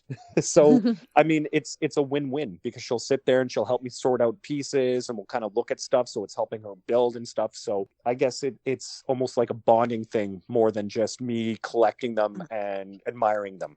And the artwork on the boxes are fantastic for the vehicles too. Yeah, that's actually something that now, getting older and now I'm starting to look more, it's like, what about the kids? It's like I've just been so collector brained for so long, and it's sad when, like I said, you're seeing these flippers and they're just taking it all and trying to flip it to other collectors that are never going to open it. And it's just sad that, this was something we got to enjoy when we were little. I would love to see more of them being available so little kids can enjoy them just like we did. Mm-hmm. And some people too, they're like, you let your daughter play with your classics Castle Grayskull? I'm like, yeah. Well, what happens if I'm like, it doesn't matter. It's mine. I'm not going to sell it anyway. Yeah. And I'm not worried about it. Just watching her play and, me thinking about what I was like when I was her age, that's where I'm getting even more money and more value out of it, is me knowing I've spent money. It's something I'm enjoying. And now my daughter is enjoying it too. And that just makes me happy. And for her to be enjoying the property and enjoying something that I enjoyed when I was a kid as well. You can't put a price on that. So, it doesn't bother me whatsoever, but she is so digging the Mega Construct stuff. That's really great to hear. I'm really glad to see that there are kids that are so getting into it, and hopefully it'll keep it going. Again, if they can just give us what we want instead of making all these weird variations. I think if they just stick more to the, again, it's one of those things. It's like, oh, we love this thing. Okay, we're going to take this thing you love and completely change it and hope that you still like it. One thing I will say about the Mega Constructs line, and I think this is, this is kind of true for most of us, is we collect multiple lines, right? So if you're competing for display space, Mega Constructs is a good option because it's such a small footprint. Yeah, very small. Yeah, but it is true. I didn't think about that. At the same time, though, the case lots they put out with the figures, they're not just strictly masters. Like you can get Futurama, Aliens, right. Predator, Turtles. Oh, they have Futurama ones? They do. Yes.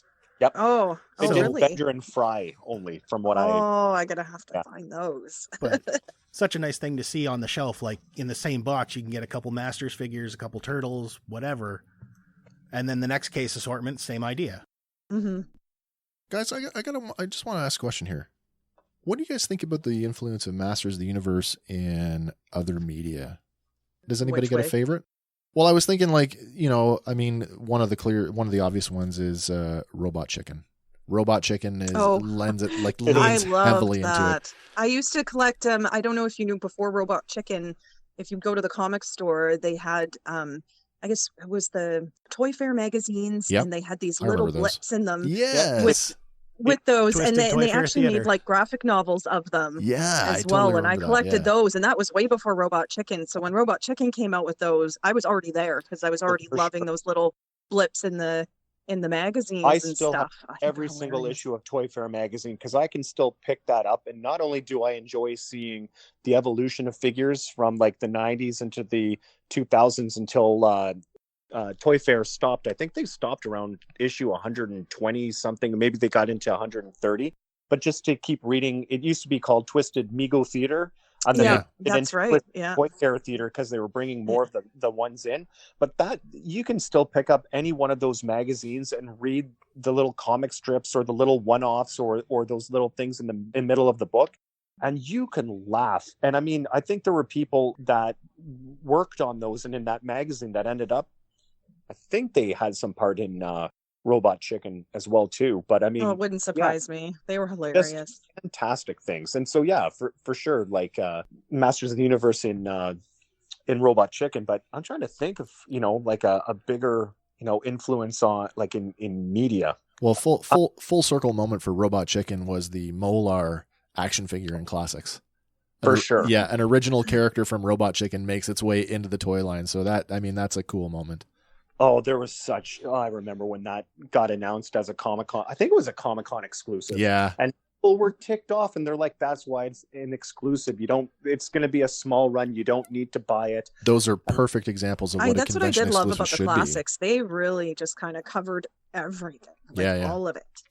Did you guys, for me, one of my favorite, and you can't tell me that this is not, a Motu influence, was the Son of Zorn. By the way, I'm Zorn, defender of Zephyria, conqueror of the tribes of Aegon. Oh, I loved that. Actually, and it's canceled already. I know. That was a season thing, right? I didn't think I was going to like it that much, and I watched it, and I'm like, this is amazing. Like, it was hilarious. Then before I knew it, it was already over and done, and that's it. I discovered it on its first run when it was on Netflix before it got pulled and then put back up.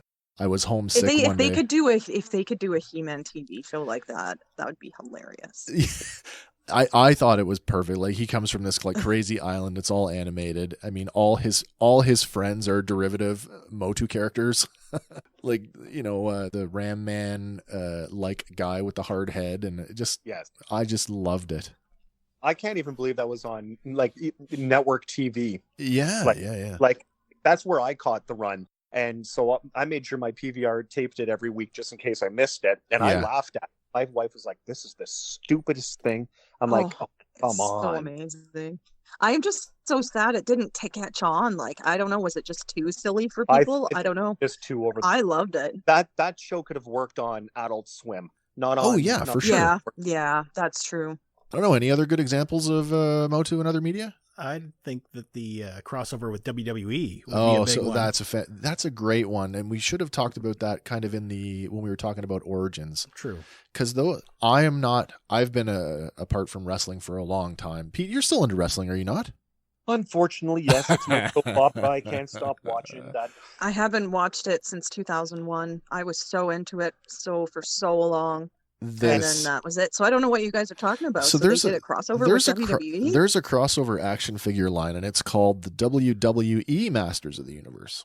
And they are... Oh, I missed that. They are WWE wrestlers, and it's a mix of like modern wrestlers and legends done in the Motu style with some of the Motu... theming. Yeah, of the... what's the crossover one that they just... they're all crossovers for that matter. John Cena got to be Faker. Yeah. The Undertaker got Scareglow. Really? That's right, yeah. Triple H got the Tear Claws. Yep. Oh, man, after we're done this, I got to go look this up. Stephanie McMahon got Evil Lynn. Yes. Oh, man. Ricky the Dragon Steamboat just got to be... Oh, did he have the Dragon Blaster Skeletron, or was that a different one that got the Dragon Blaster? Maybe. Somebody just got the Triclops gimmick. Oh, I can't even remember now. Oh, I think the New Day was New Day. Manny Faces.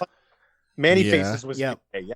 Right. And Savage got the battle armor. Oh yeah! Savage just got it. Oh, yeah, man, he just got one. Keep coming up with more ways to get our money. The swappable parts on them too. That's what I was gonna say. Yeah. The parts between the wrestlers, and then also taking the parts between Origins, and then they're swapping parts on each one. I think Pixel Dan just did a video too about swapping parts and everything between the two series. Yeah. And I haven't touched Origins, and I haven't touched these either, even though like I'm a wrestling guy or whatever. I mean, I think like if you want to talk about over the top, I think these are probably some of the most over the top figures I've seen in a while, and they're good fun. And I think it's really interesting to see them trying to blend the two properties together. I have to admit, even though I'm away from wrestling now, like you can't tell me that this is not the perfect blending of IPs. The reason I say that is who didn't have, like going back to the 80s, who didn't have those LJN, the big rubber guys, and the Sling 'em Fling 'em wrestling ring? So many of them. How many?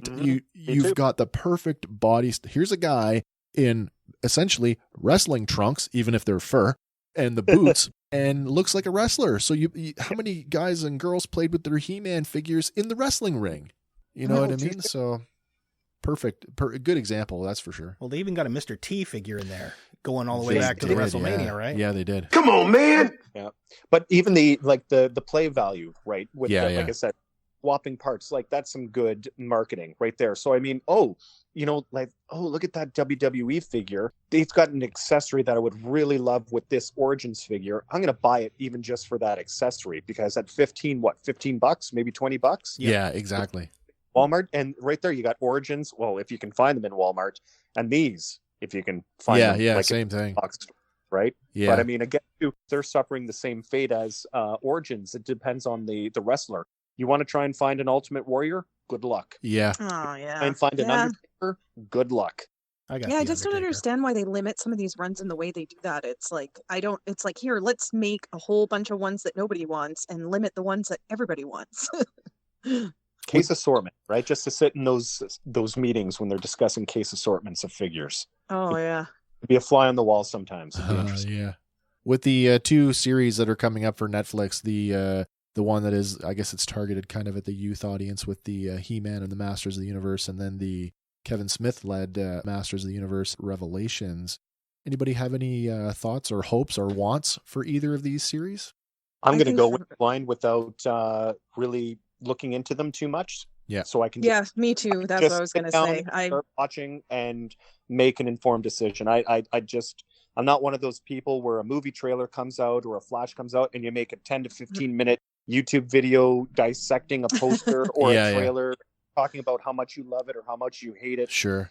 For clicks and stuff. I don't have the time. I don't know how people even have the energy to be bothered. Yeah. But I mean, anything to get clicks nowadays, but I will reserve my judgment until they come out and I can watch them. And I will be glad to watch them because, like you said, something is better than nothing. Yep. And that they're going to take the time to do it.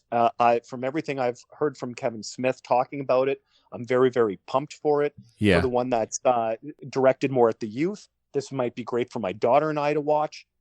Sign me up and let's get them going because I'm in to watch them.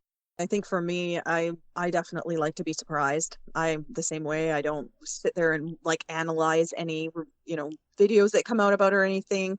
I have to say I'm definitely more interested in the Kevin Smith because he's a fan. Yeah. And hopefully you would like to think that when fans make something, it'll come out like we want it. Yeah. So I definitely am much more invested in what he's got going on, but yeah, I haven't seen any ads, anything about it because I just kind of I always like to go in with go in as blind as you can. Fresh view. Yeah, but I am hoping that that makes it hard to talk about, doesn't it? I really hope they don't do the woke thing that they did with She-Ra, but we'll see. I got trust in Kevin Smith too because like him, he'll collaborate. I think he knows what fan expectations are going to be for this. And he's probably gone looking and done research and talked with the who's who to say, look, here's some scenarios. Here's who like the direction we're going to thinking we're going to go with this character. And he's probably bounced ideas off of many people who are like really huge fans or like right into the lore to see where they're going to go. And even their picks for who's voicing the characters, I think that they've already nailed. Oh yes.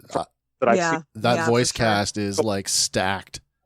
Yeah. Mm-hmm. So I think if they're taking that much care, even just with the voice acting, they're not going to skimp on the actual plot. I don't think so either. I wouldn't expect him to not do what he's trying to do with it. He's always seemed to have really good investments in the fan base of things.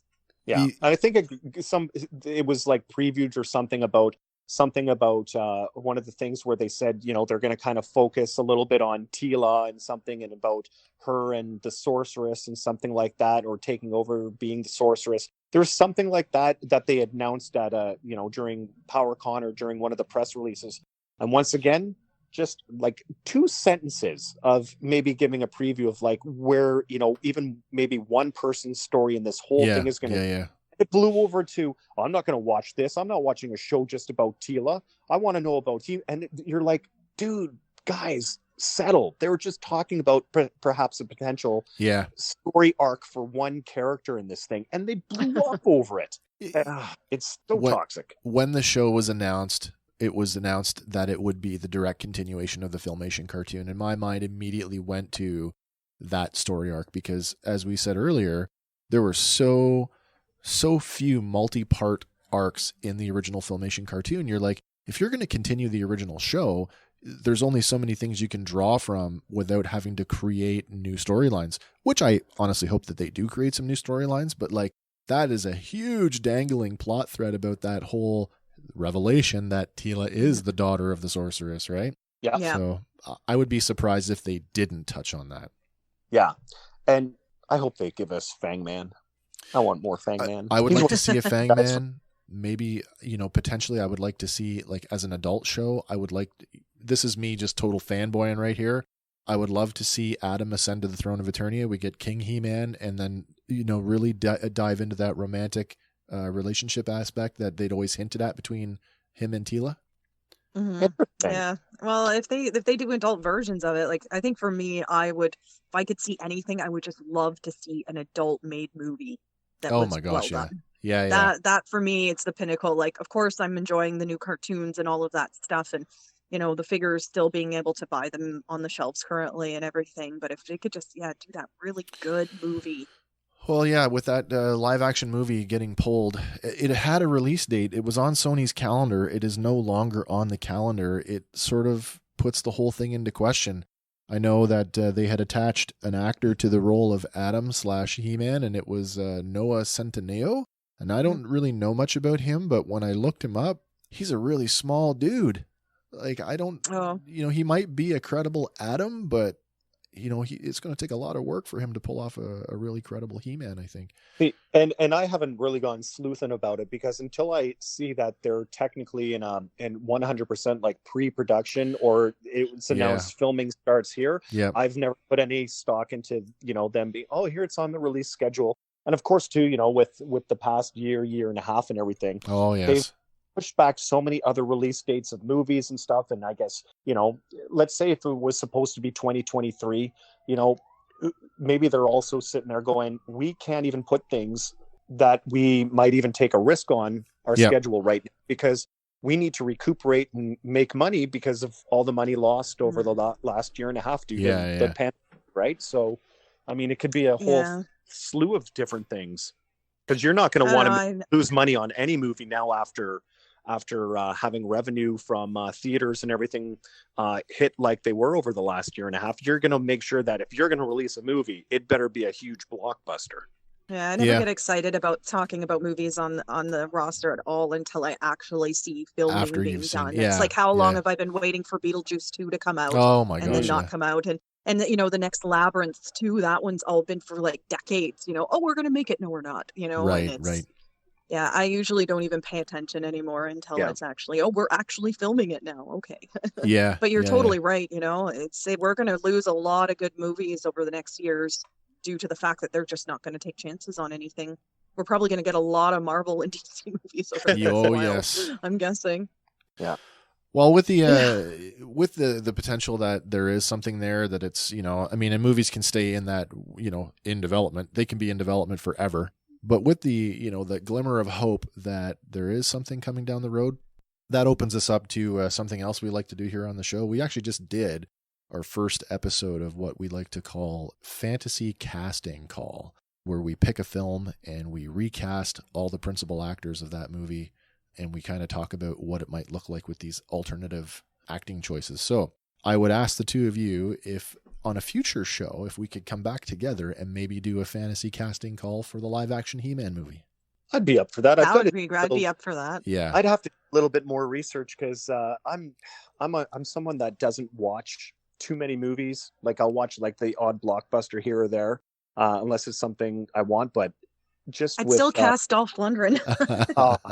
I would see that would be right there. Like I don't think I even know enough modern actors even nowadays. Well, here's the thing. So when we do our fantasy casting call, It is a true fantasy casting call. So there's only one rule. There's only one rule. You can pick whoever you want from any point in their career, alive or dead. Oh, that's interesting. So it's a true fantasy casting call. Okay. I would definitely be down to search that out. Okay, well that's awesome. I am super stoked about putting that one in the pipe. Yeah, I was more worried because, like I said, I don't know the names, or I can't tell you very many modern actors because I never pay attention. So I thought, oh, geez, if we got to talk about like who would we cast right now, I couldn't even tell you. Yeah, well, we don't have to do it right now, but I wanted to dangle the carrot there and see if you guys would bite. Yeah, I'll do that one. I'll do some good research. That'll be fun. Yeah. All right, guys. Well, listen, for sure. I'd definitely be down for that.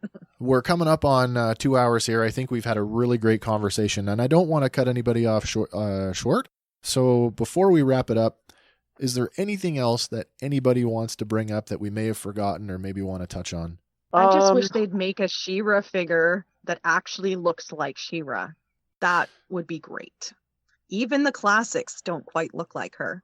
I always thought the Adora was really good. Yeah, the Adora one was great. Definitely. I agree with that. But if they could just make like a really good, the only ones I've seen of She-Ra that were made super well were the resin statues. Yeah. And I have a Barbie doll figure that was at San Diego Comic-Con 2016 that I have. Oh, yeah, I remember and she looks actually, I have that, and she looks really great. Still not quite like the cartoon, though. She looks like a fancy Barbie. Yeah. But, yeah, I just don't understand why all the figures, they just never seem to get her face quite right. No. Mm-hmm. Yeah, that Comic-Con figure was good. I ended up snagging 2 of those. I got one in my daughter's room, and then I kept one in the box because the artwork on that thing was just... Oh, the artwork is amazing. Like, I kind of wish I had just, like, kept it inside. I opened it up and everything. You would have seen it when we were doing the toy convention. Is that the Starburst? Selling one. Is that the Starburst? No, it was that. It does have the Starburst. It does have it has 3 outfits. Oh, okay. Yeah, cool figure. Yeah, it actually was cool. And I reviewed it for my channel when I first got it, and I made the comment because her hair was all frizzy or something, and I made a comment something like, I've never had dolls, so I'm not used to combing. Yeah. And there was somebody who commented, I got 1 or 2 funny comments going, oh, you're such a big man, you can't admit to brushing a doll's hair or something like that. And I'm like, oh. I'm just like, okay, you took the energy to type that. All right, whatever. I don't, but I'm like, oh, that was an interesting comment. Maybe I was just trying to kind of joke at myself. I don't even remember what he said. But no, I was happy with that figure, and it's the first. Yeah, I think out of all of them, I really appreciated it. The artwork on the box alone was worth making it. Yeah, buying it alone, and then the extra outfits. What I ended up doing is I have her still in the box, and I opened it up, so I have her displayed, and I took the other outfits, and I got some Barbies that look like one that looks like Adora and one that looks more like a fancy She-Ra for the other outfits, and have them displayed.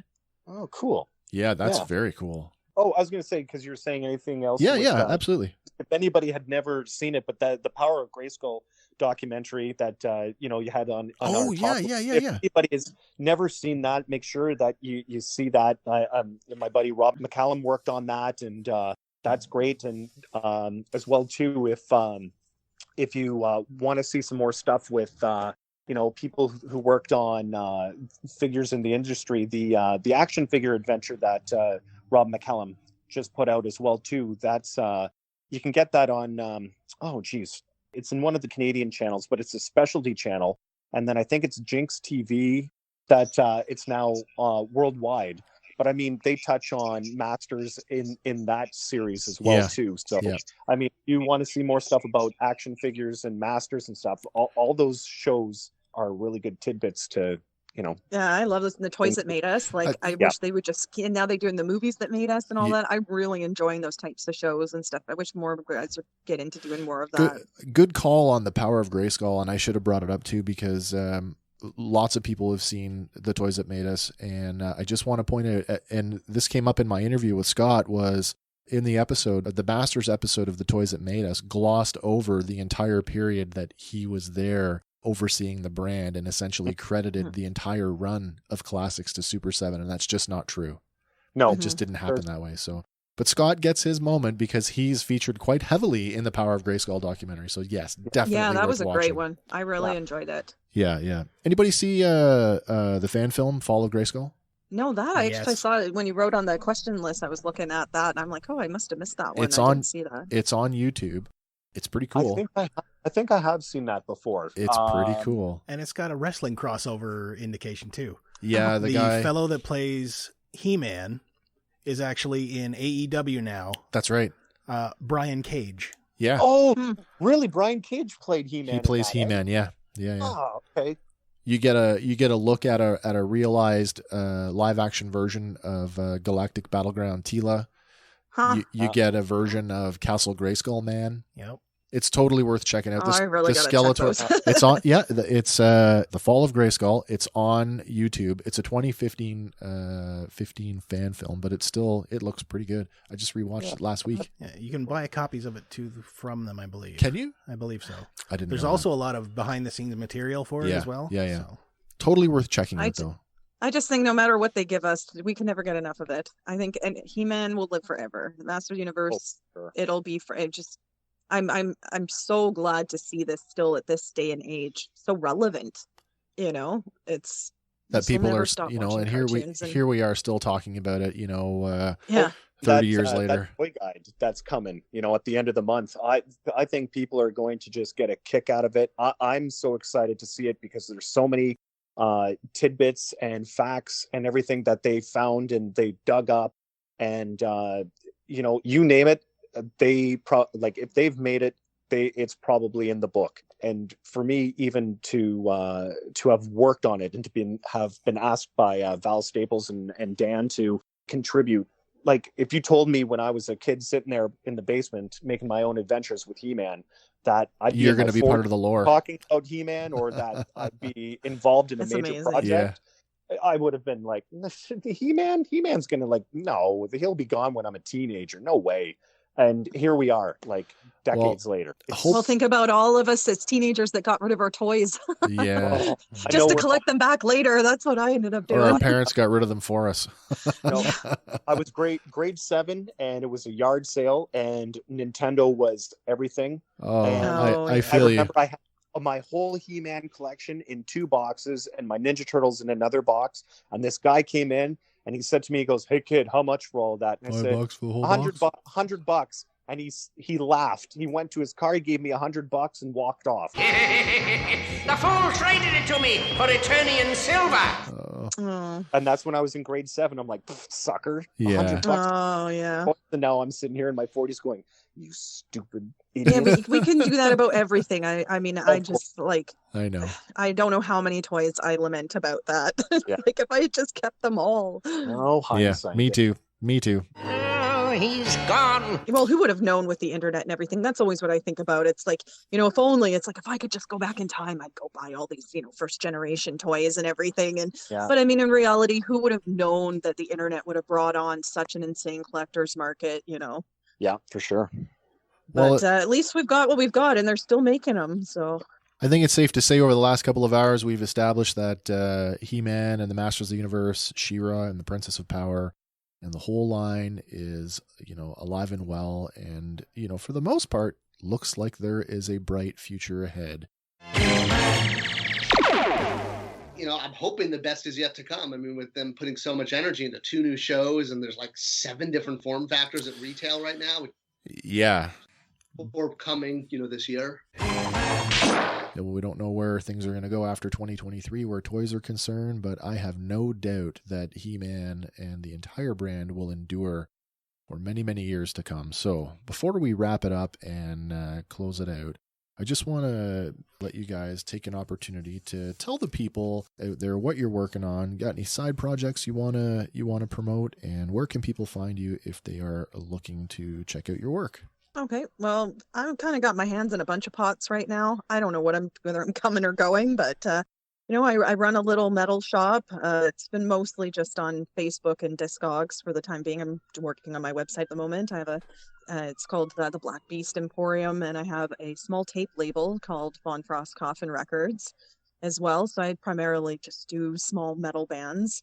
And I've just been running kind of that along with all my toy collecting and everything. And I'm also a musician, do a couple projects, Haunted by Shadows, another band, Letha Ferris. Obviously, COVID has really made it so nobody can jam or do shows right now. So I've been definitely more focused in my toy collecting since that time. But that's about it for me for right now.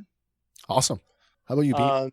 For me, I've run electrifiedporcupine.com, and I've got my own, of course, the Twitter and Instagram connected to it. So when I get some new stuff, I usually kind of snap some pictures on there. As well, too, my YouTube channel is Electrified Porcupine. But since the pandemic started about a year ago, I kind of, stayed away.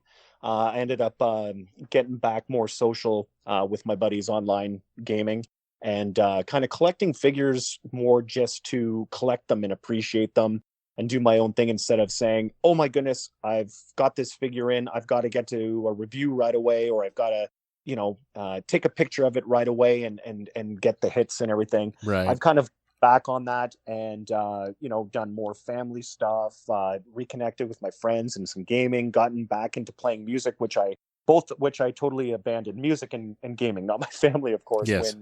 When I was doing Electrified Porcupine, like go. And of course, on top of all of that, we decided to move last summer, so I had to start packing up stuff last June before we moved, and I finally got all my classics up about last week. So it's been, with my career and other kinds of things, I just haven't touched the site or the channel, but we're getting to that point where I'm kind of feeling the itch again, and now that this the book is coming out that I got to be a part of, maybe that might kind of rekindle my creativity with getting back on my site and everything. But I've got old past stuff, so people can see my. I wouldn't be surprised if you get more requests to do more shows. Oh yeah, you know what I mean. The people are going to find out. Hey, I know that guy.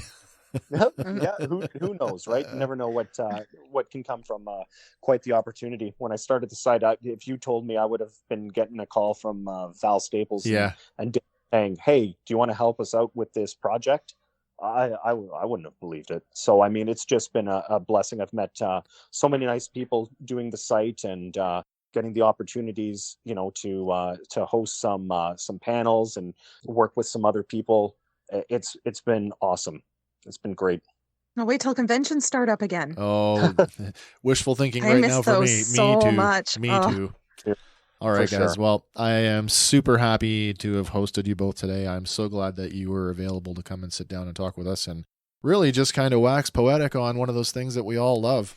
And, I appreciate it. Until next time, this is He-Man wishing you good health and good luck. Until we meet again, my friends, and we get back and we do our Masters of the Universe fantasy casting call. My name is Wes, and for producer Andy, I hope you guys enjoyed the episode, and we'll talk to you soon. Bye for now. Hey guys, thanks for listening to Fandom Power. Be sure to like us on Facebook and follow us on Instagram and Twitter. Stay tuned for our next episode, where we'll be talking about another one of your favorite fandoms. Fandom Power is a Sawcast production.